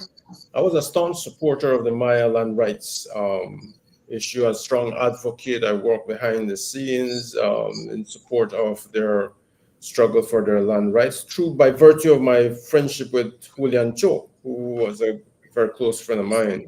And so I started back then in supporting him. And just prior to that, I worked as a consultant for the Center for Native Lands, an organization based in Washington, D.C., in which I was tasked to go to various Maya and Garifuna communities to be able to discuss with their leaders and various stakeholders to find the extent to which they define the boundaries of their communities. And that map would have been used to guide a process to enable them to secure their land rights. This was way back in the late 1990s. And through that process, I also reconnected with Julian. So this was before the Maya Atlas and before the struggle came to the fore. So yes, I was, from very early on, I was working on the land rights issue. Let me ask you a question there, Mr. Chairman, just stepping in here. On the same idea, we do have the issue in Belize of who is a Maya or who is indigenous to Belize. And we know that many of the Mayans that came to Belize are relatively recent arrival. When I say that, I mean a generation or two. And I just wonder how we could reach to say that they are in fact indigenous to Belize and are deserving of all those rights in terms of communal land. And in that case, many of them would displace people that have had longer inhabitants in Belize, in some of the areas that are now being claimed by the Mayas. How do we address that concerns and that inequality that could show up? That's a very, very good question, and in fact, it's a question that seems to it is as. Let me address it this way. The Mayas are not seeking new lands or new or rights. They were living in those areas, some for decades in these communities, and what the court decided was that they have a right to continue their way of life, their communal system in these communities where they have established themselves. So it's a matter already decided. The court already litigated that. That means discussion as to who is. I don't think anybody dispute that. I think the dispute is the size of the claim. You know, I don't think anybody. There's no claim as such, because if you go to a village like San Antonio, they were living there since the 1880s. They've established where their land, the boundaries of their village was. And so all that was needed was to find a way to legitimize that through our legal system. But then let me say this first. These issues came to fore because you can recall government gave the rights to a Malaysian company to log in these communities in the night without even consulting the people who live there. So you have these big companies moving through, cutting forests. And so that awakened the people that they had to protect their communities from these kinds of decisions that were made that were impacting them. And so that kind of brought people together to look into the future, to say, listen, here we are living in these areas and we need to find a way to protect it. If we look at other parts of the country, government has made decisions to grant huge swaths of land to foreign interests, and nobody seems to be bothered about that. We hear about vast number of acres for protected areas, for colonists to come in and clear this for their own agricultural purposes. You have investors coming in. We have the coastal areas in Belize, over 90% owned by foreign born or citizens. They're buying up Belize's property. Nobody seems to care. No, Jeremy, let me finish this. You have people living in these areas seeking to protect what they're already, protect their cultural values, protect their cultural practices, and then somehow it is in contrast to the post-colonial thinking of how land should be used. Would it have been more effective if the Mayan approached that from a more collective, say for instance, a move for our Belizeans to protect our land as opposed to the Mayans just protecting their area? Because the term balkanization has come up, and certainly we need to look at that. Are we going to have them in a corner by themselves, and would they want to be there? That's a very misleading term. Balkanization is a loaded political term, and I find it very, in a sense, not just misleading, but disrespectful of the process. It is kind of a Trumpian kind of talk, because the people were already living there. Nobody cared. They were just there in their corner, in a sense, in a forgotten area, in a forgotten district. They're living in their own farming systems. It was termed as a very highly impoverished area. There was nobody who, the interest came out when oil company wanted to search for oil in the area. when Malaysians wanted to log in the area, you had other foreign interests wanted to move in, and so they found that they needed to protect their area. There was not concern about how they're going. It would have been too much of a broad sweep to say, well, we have to fight for everybody else. Do you think that Yes. do you think that it will result in that we end up with a split in terms of how our districts is managed, with a Mayan sovereignty and a government of Belize that has little capability or action in these areas? Is that what you think they're advocating for? And No, I don't think so. I think that's I think that's an overreach. All they're advocating for is, as far as the court has judged, and as far as we understand, is for them to be able to protect their way of life through their communal land system. That is what they're fighting, and that is what not only in but does that restrict government? Does that restrict the government from, because just recently the government built a road, right? And then they were sued. They were sued $6 million because they built a road without consultation and going. But the road had existed. The road had existed to some degree already. Yes. They just upgraded that road. It was a public passageway that existed. Right, but the point is, it was done with no consultation. There were different realignments to that road that went through properties and all that. There ought to have been a consultative process. So we have a post-colonial system where governments can make decisions and not regard the interests of the people at heart. With no, and so we've seen that in Guatemala, where the government of Guatemala have slaughtered over 100,000 indigenous people for the same reason. Just, we want your land for this banana company, and therefore we'll take this, we'll do this. There's no kind of consultation to bring in people, and I think that's what democracy ought to be about also, consultation with the people, finding out their interests and making decisions in collaboration with the people. We certainly haven't gone to that extreme, though, of killing people as such, no? No. But I'm just saying that the trend in the world has been to, in a sense, even dehumanize settlement and colonization. people. Yeah. Now, but the point has been made that there are a lot of these Mayans who are advocating for this type of communal living as such that don't do communal living, but in fact live in some high and grand living quarters. How do you look at that? Those are the nitty-gritty, fine-tuned issues that need to be addressed. So, which are the communities that fall under this communal land system, and which are those communities that do not fall, and which are the communities that do not want to fall under that system? So, those are the areas of negotiation to settle the issue. What do you recommend? How do you see this coming to an end that to satisfy everybody involved? Because we are one country.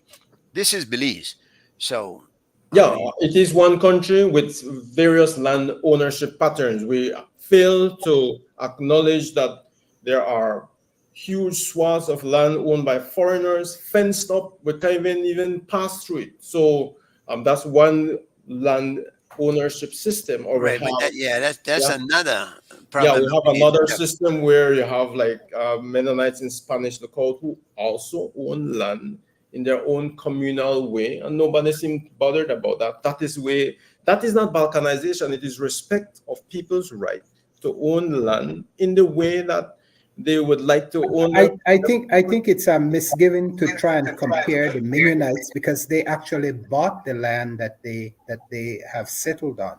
Yeah, so they came to Belize to buy the land, as opposed to those who were already settling in Belize and are Belizeans. So buying the land does not legitimize that because you come in and buy land, we should treat you better than those who do not buy the land. If there's people living there for decades, that apply for all Belizeans. The Creole, the Garifuna, and I want to see also. Do you think that Garifuna also have a case for communal land? If any group of people see a case in to secure land in the way that they would like to own that land, that is a part of the Constitution that has to be respected. If that is what so we're saying, if that is what the Mayas want, that is respected. But Jeremy, I don't think if that is what the Mennonites want, that ought to be respected. no, I don't think that makes sense though. That again, you're looking at what they want as opposed to what the country wants, and they can't. No individual group can have rights that supersede the rights of the country and what's best for everybody. Don't you think? I mean, how are we gonna work that out? Everybody gonna have their own corner? Of course. Where the Creole gonna be? River Valley? I think we're misconstruing. I mean, we're mixing two different things here. If, let us say, a farmer wants to own 100 acres of land, he owns that 100 acres of land. He manages that land in the way that benefits him and his family. No? And then if a community wants to own land, they will manage that land. It does not supersede the role of the government. Government is respecting their right to own their land. Even if you own one lot in Belize City and you have your house there, that is respected. That doesn't mean that it is superseding the government in any way. But it is that the various land. I understand in some communal land ownership, the police, when they have to go on those property, they have to get permission from the alcalde and village council, or they're not welcome. So it does make quite a difference in how. No, those are exceptions to situations that have not been resolved. So let us say you have this community of San Antonio. They have this village there since the 1880s. If other people want to go there, there's a system for them to seek ways to own pieces of property or to lease pieces of property there. Just as if you want to go to Spanish Lookout, you can't just go there and set up a house and say, well, I have rights, therefore I will come to Spanish Lookout. No, there's a system and a process that you go through in respect of the people's culture, in respect of their way of managing their land. Similarly to private land ownership, you go there in respect of how they want to manage their property. That doesn't mean the government is superseded by that.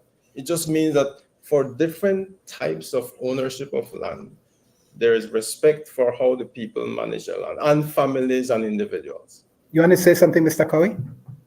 Yeah, Jeremy, apparently you do have a good knowledge of the background of this thing. Could we go to the genesis of it? I think it was a United Nations Convention, right, for human rights with the indigenous land. Indigenous rights, yeah. Right. No, we signed on to that convention. Belize did. Mm-hmm. Right? Yes. Then the matter went to the court, eventually to the Caribbean Court of Justice, the ultimate court for us. Yeah. But when it went there was a consent order, mm-hmm. which means the two opposing parties decided not to go to the court for a solution any longer, but to consent.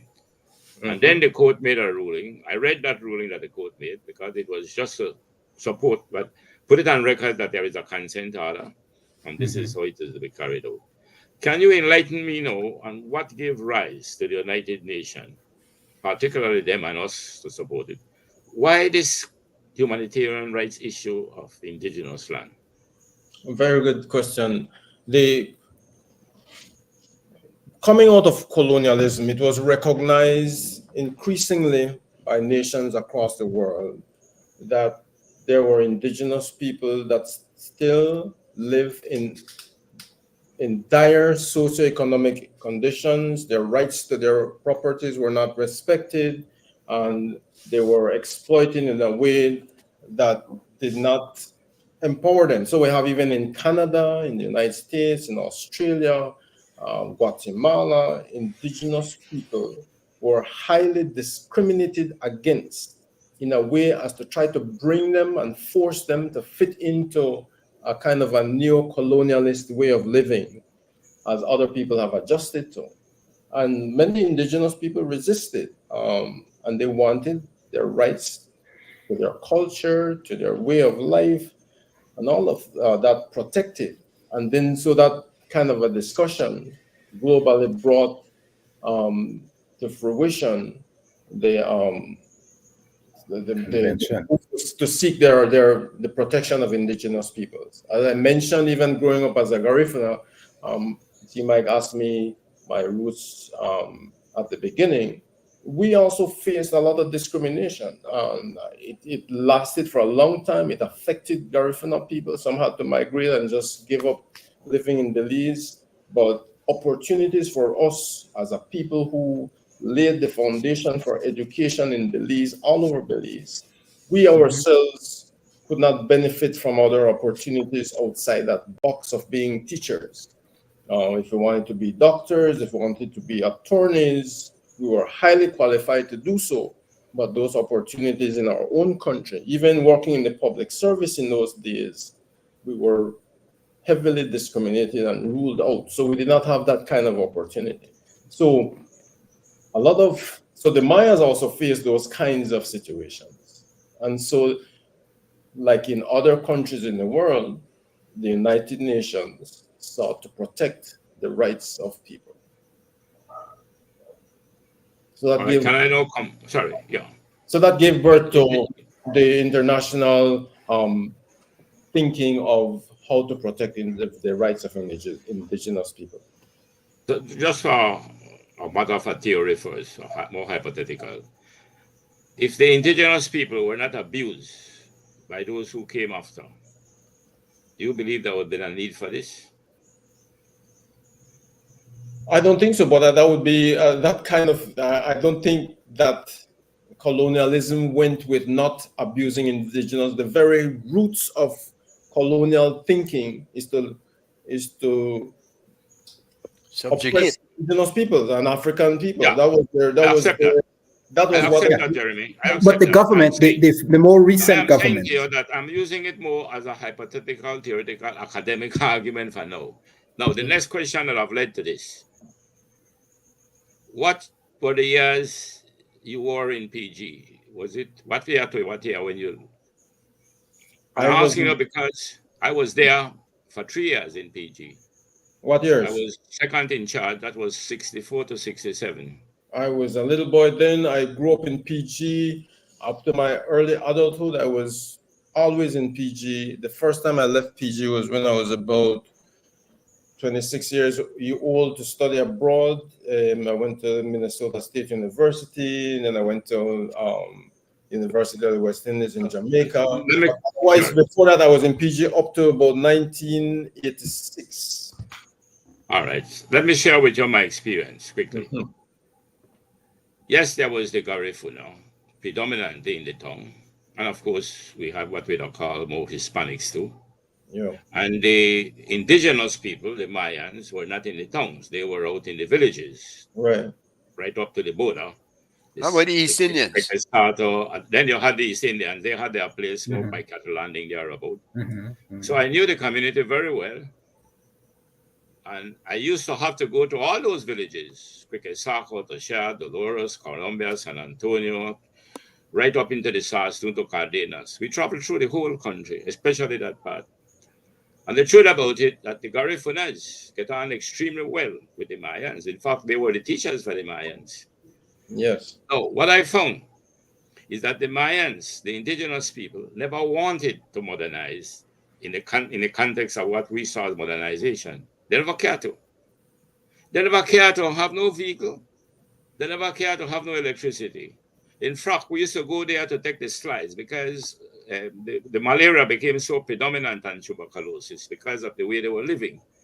And you take the slides, found the malaria, take back the medication, you give it to them, and as they left, they throw it away. So they wanted to live a certain way. And they're not interested in wanting to live the way we thought it was better for them to live. So they were left. And we never did interfere. They commute easily cross borders. They crop from Guatemala into our side. From our side, they go over and they trade. The point I wanted to come down to, is that if the government indeed, as you say, had not gone out to abuse, and it was not only land in that area the government would have abused, because the truth about it, there were these governments, generic governments in the generic sense that I like to say, that was in fact never serious about sustainable development and was in fact abusing land for the benefit of the capitalists and at the expense of the nationals. Now, I would have thought that given the situation, I respect the humanitarian rights under the convention, the indigenous, but what I find difficult, and like what happens in the United States and Canada and Brazil, is that because the land relatively is small compared to these other countries, I think the solution to this problem will be extremely difficult, because it will seem to be a sort of balkanization, when I know it isn't, because you are dealing with a group of people, which is like a nation, because you have a nation state. You have the nation, which are the group of people, and you have the state, which is the political entity. Now, I believe if they had not perhaps interfered and abused the land, maybe there would not have been a demand for this. Yeah. One.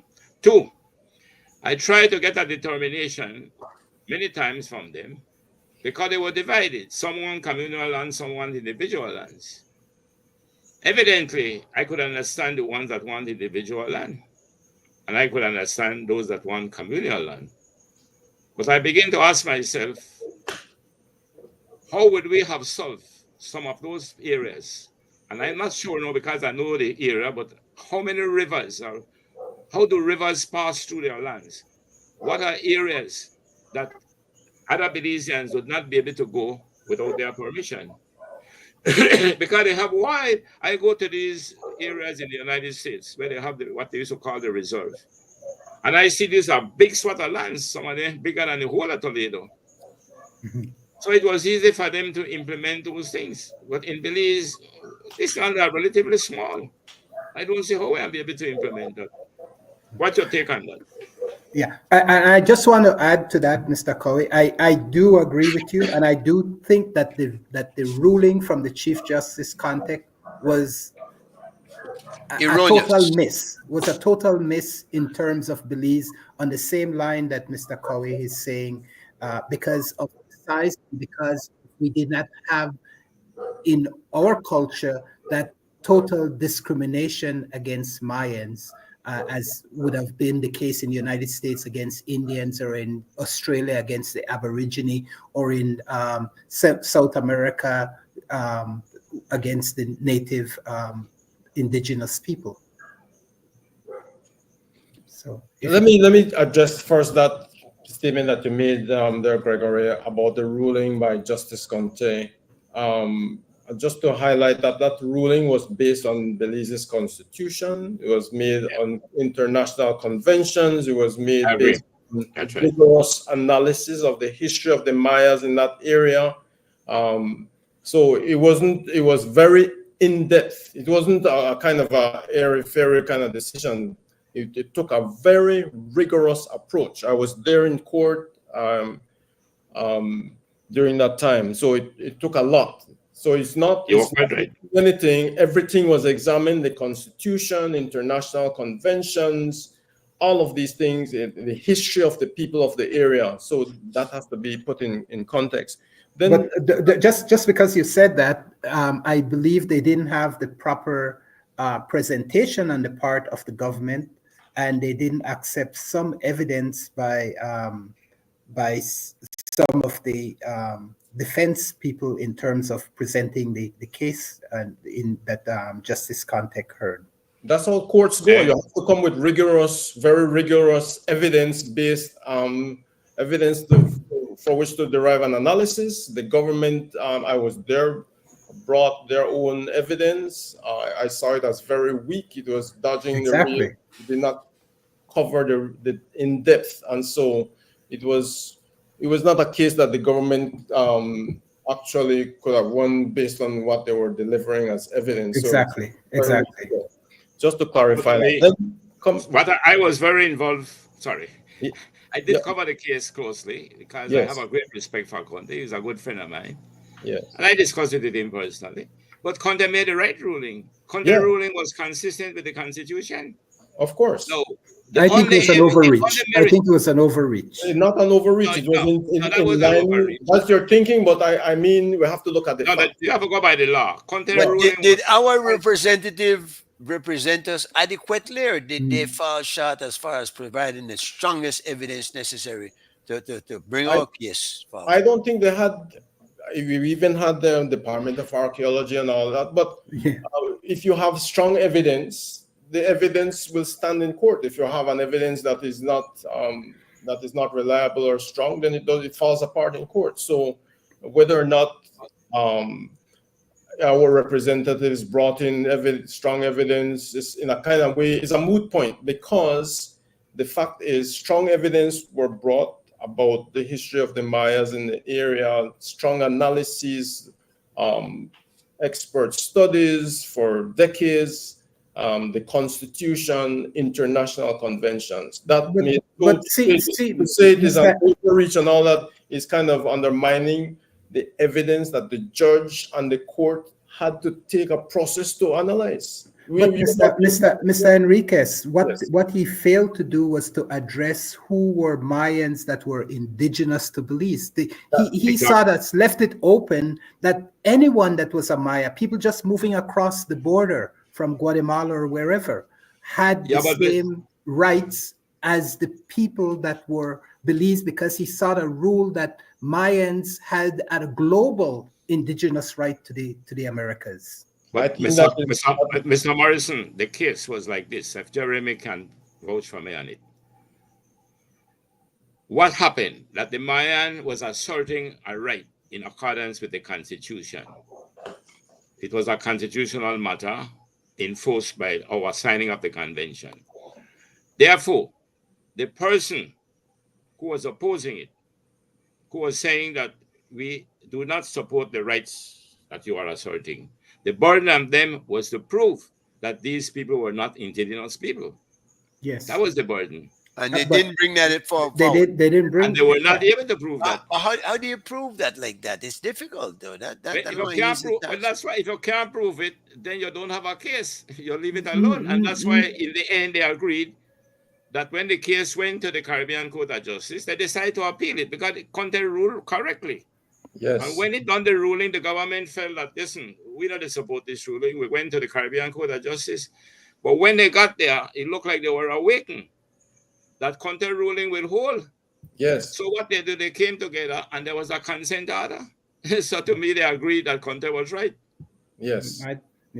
Yeah. So in a sense, to say that whatever Conte did was, and to question that, I don't, that holds no weight at this time. That ruling is made based on solid evidence. The government did not deliver any evidence, just as Joe mentioned. The difficulty in the situation now is that the government has delayed, and the more there's delay, the more there's unrest, the more there is difficulty in resolving this issue. Well, maybe they're uncertain as to how to proceed, Jeremy. Yes, I think the state does not have the kinds of know-how and capabilities as to how to proceed. And I would recommend that they get outside expert guidance, because a lot of these decision makers in government are, I call them city-centric, with no exposure and clear understanding of how people live in these areas. Let me address that. I beg to disagree. Sorry, Mr. Chairman. Let me address that. It's not being city-centric. No, You can go to that area for maybe a week or two, and you can travel through it. To me, what is in fact making it difficult, it's extremely difficult to implement that decision. It could be right in theory, but in practice, because of the smallness of the area, that is what I think is facing us. It's a very difficult thing to solve. You know, I beg to differ in that, as I mentioned earlier, I did a clear mapping of communities in these areas. They defined their boundaries, and if a process was followed shortly after, even after the Mayas defined these are the boundaries for our villages, that would have been almost like a clear-cut way to say, all right, we negotiate around these boundaries that you define, let us settle it and done. But the more there was delay, there was also More divide people coming. discussions that divided people within their communities. There was a lot of divisions, and so it became more complicated, and it is more complicated now than back then, when the government could have followed through with contest decision. There's another aspect of this I want to touch on, though, because you talk about living their traditional way of life and how they're accustomed to doing it and whatnot. But we also have to look now at the way their children live. Joe was talking about the many disease and whatnot that they encounter because of that lifestyle. Don't we owe it to that next generation to ensure that they have and this is not only to say that they have a right to live where they live, but in a way where it's conducive to the health of the entire community. They're a part of us. We're all one country, and I think we cannot separate that and say, well, all right, you're a Mayan, so you can live this. Because if we go back, and it might be stretching it a bit, but you talk about they used to sacrifice people. They're not going to go back to that for sure. And there's lots of things that they used to do that would not fit into our modern style of living. How do we reconcile that?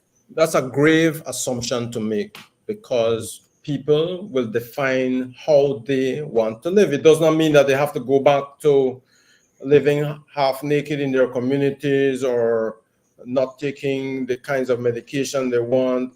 It is really grave to assume that people, because they want to live in their culture, means that it is a backward way of living. They define how they want to live. So if they want, you can't do that, man. You can't. No. I mean, you can't do that, Jeremy. You can't define how you want to live. with education, more Mayas are educated now in our school system. Yeah, they could still make decisions.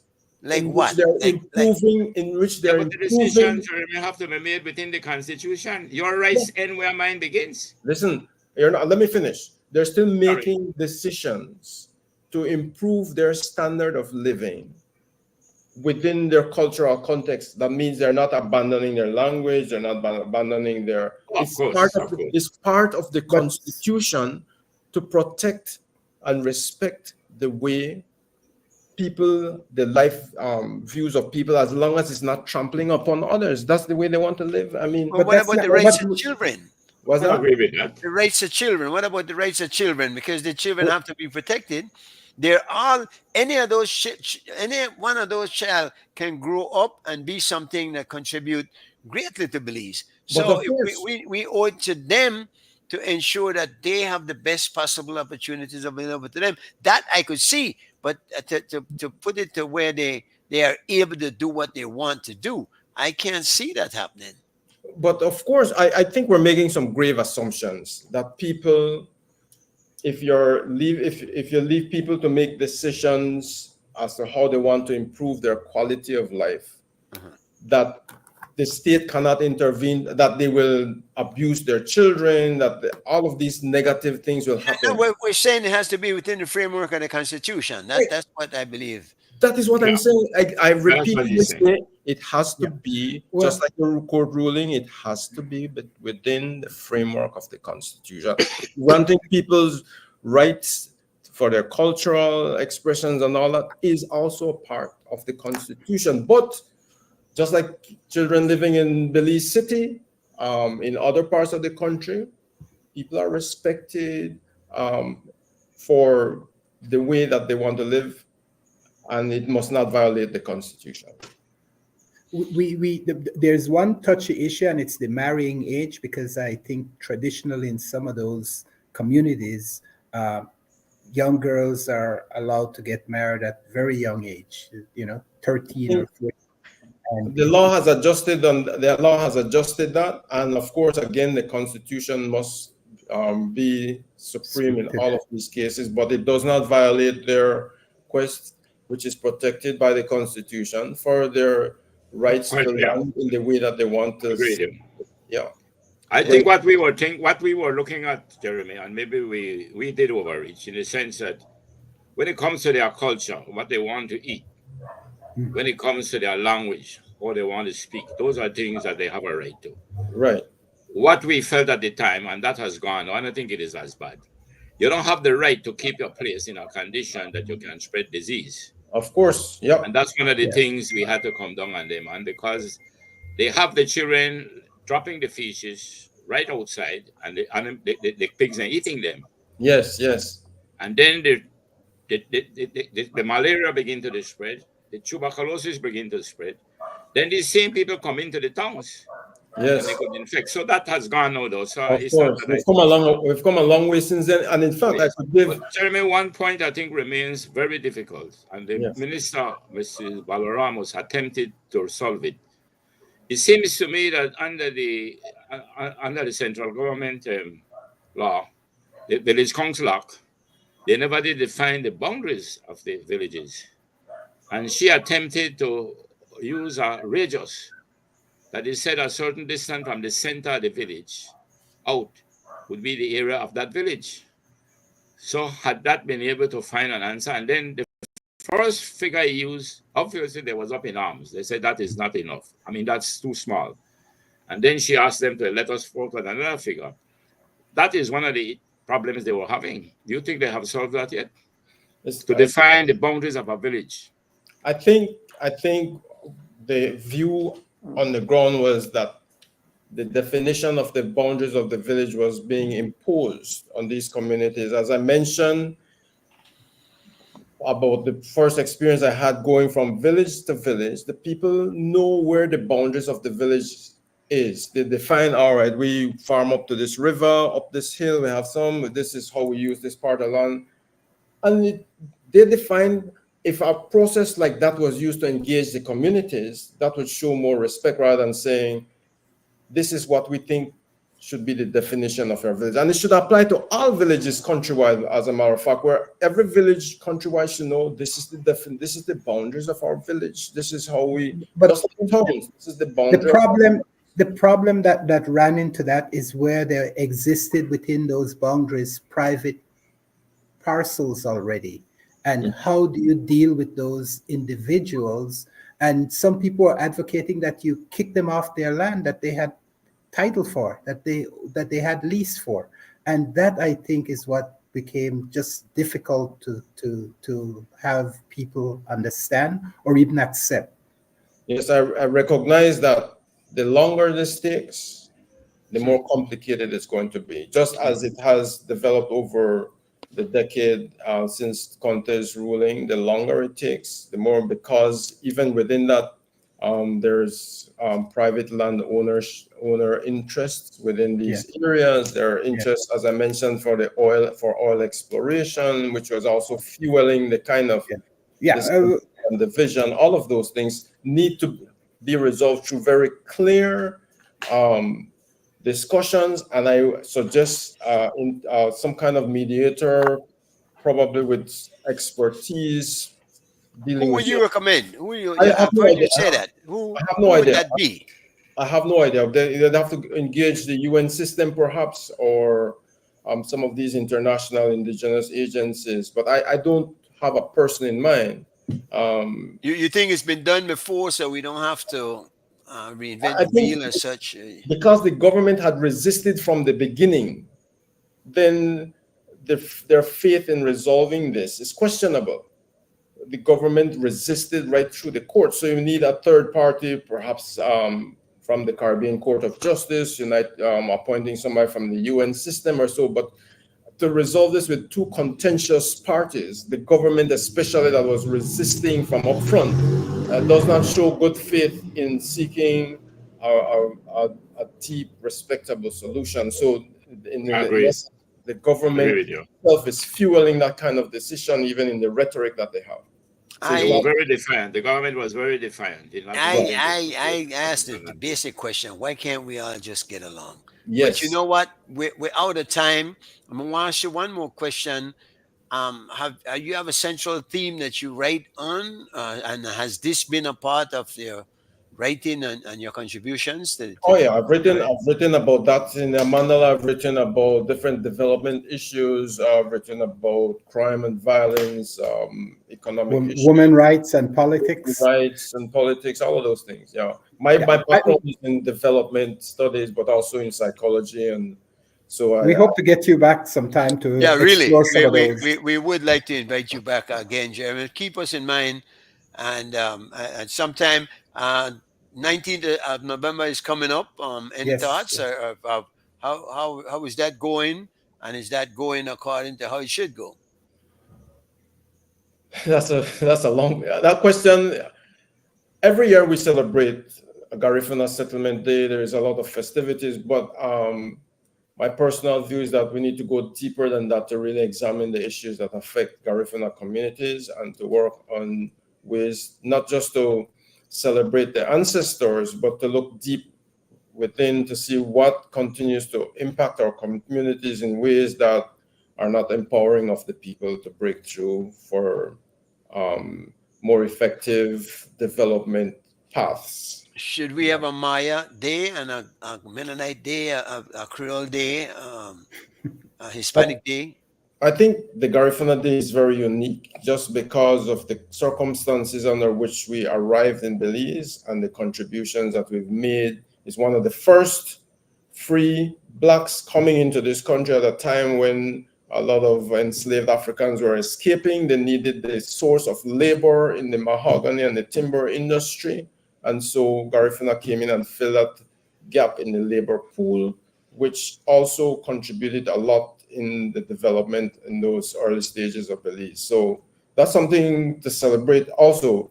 But to have Maya Day and all that, I mean, we have established this day based on those kinds of records that we have. And we've, I'm not saying that we shouldn't have those other days, but I'm just saying this day is already established.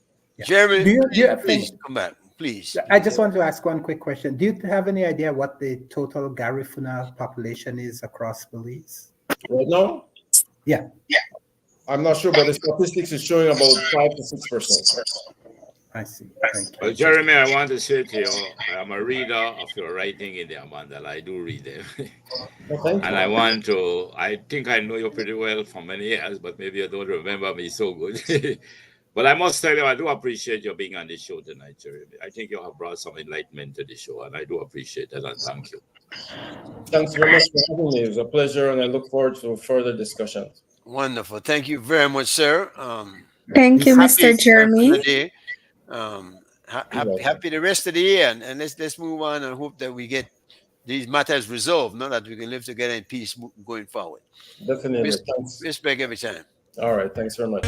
All right, guys. Good to be back.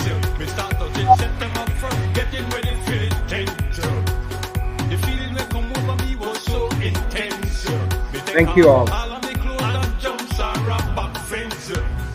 Greedy the roots, did the roots, did the roots, did the roots, greedy the roots, did the roots, did the roots. Welcome back, Mr. John. Greedy the roots. Yeah, man. Easy. Right, Joe, I have to stick with this computer here, boy. Yeah, the other one doesn't work. No, man, I have to deal with that. You have to I bite take bullet that. on this Wow. one. The other one is pretty slow. That's the problem. We're talk tomorrow. All right, see why? Easy, Rastafari. Greedy the roots, did the roots, did the roots. Greedy the roots, did the roots, did the roots, did the roots. Greedy the roots, did the roots, did the roots. We hear the man ball when him catch a road. We hear the man scream, down in a sorrow. Never want to take one in both the roots from Miss Larrow. The rainy white ball, he could have back up sing off his sparrow. The roots that he could keep up, them yo. Talawala, pala de umwe, sassy brilla, so summa, pisabed and ginger. I love crabo, wine back and bitter wood. But the main ingredient are the one Miss Larrow invent. And if you see a man back then, it just left Miss Larrow 10. Greedy the roots, did the roots, did the roots, did the roots. Greedy the roots, did the roots, did the roots. You go find God. Greedy the roots, did the roots, did the roots, did the roots. Greedy the roots, did the roots, did the roots. pay with himself back up Bethel. He said he could hear voices coming from hell. One of the voices tell him to snatch up the girl named Gretel. Now he a big bowl of the valley in a one jail cell. The rules that he come cheap up, then we yo, Talavala, Pada de Umbre, Sassy Villa, Susumba, Pisabed and Ginger, and Lord Scrabble, Fine back and bitter wood, Sarah say, and just a touch of sinner, but the main ingredient, and the one Miss Laro invent, and it was a man back bent, he just left Miss Laro tent. Greedy the rules, did the rules, did the rules, did the rules, greedy the rules, did the rules, did the rules, Choco Pine Con, greedy the rules, did the rules, did the rules, did the rules, greedy the rules, did the rules, did the rules. You could have tell them from the own experience, we start touching September 1st, getting ready for the 10th. The feeling that come over me was so intense. Me take off all of my clothes and jumps and wrap back fence. Greedy the rules, did the rules, did the rules, did the rules, greedy the rules, did the rules, did the rules, Choco Pine Con, greedy the rules, did the rules, did the rules, did the rules, greedy the rules, did the rules, did the rules. Why wicked?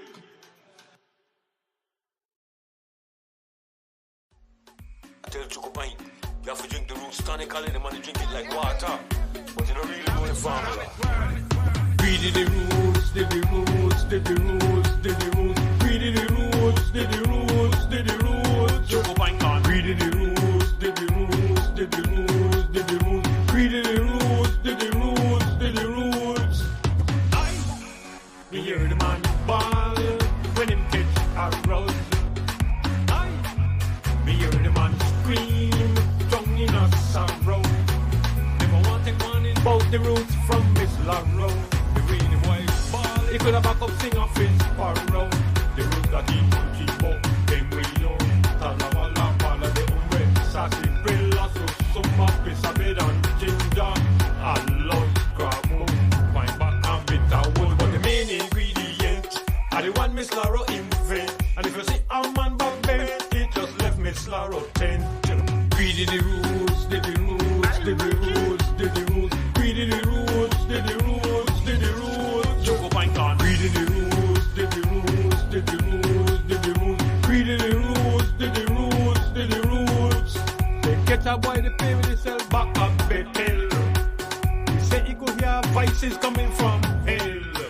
One of the voices tell him to snatch up the girl named Gretel. Now he a big bowl of the valley in a one jail cell.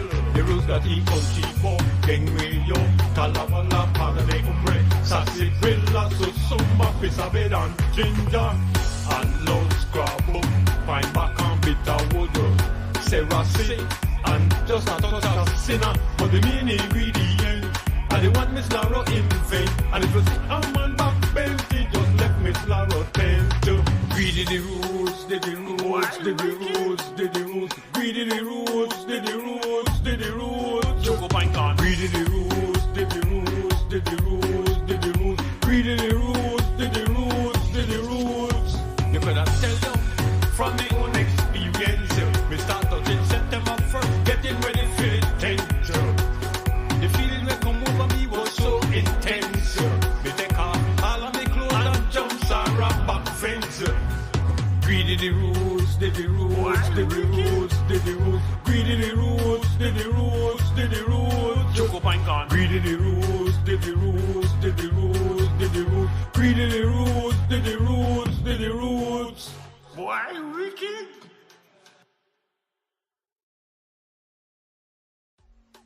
Tell Choco Pine, you have to drink the roots tonically, the man drink it like water. But you don't really know the formula. Greedy the rules, did the rules, did the rules.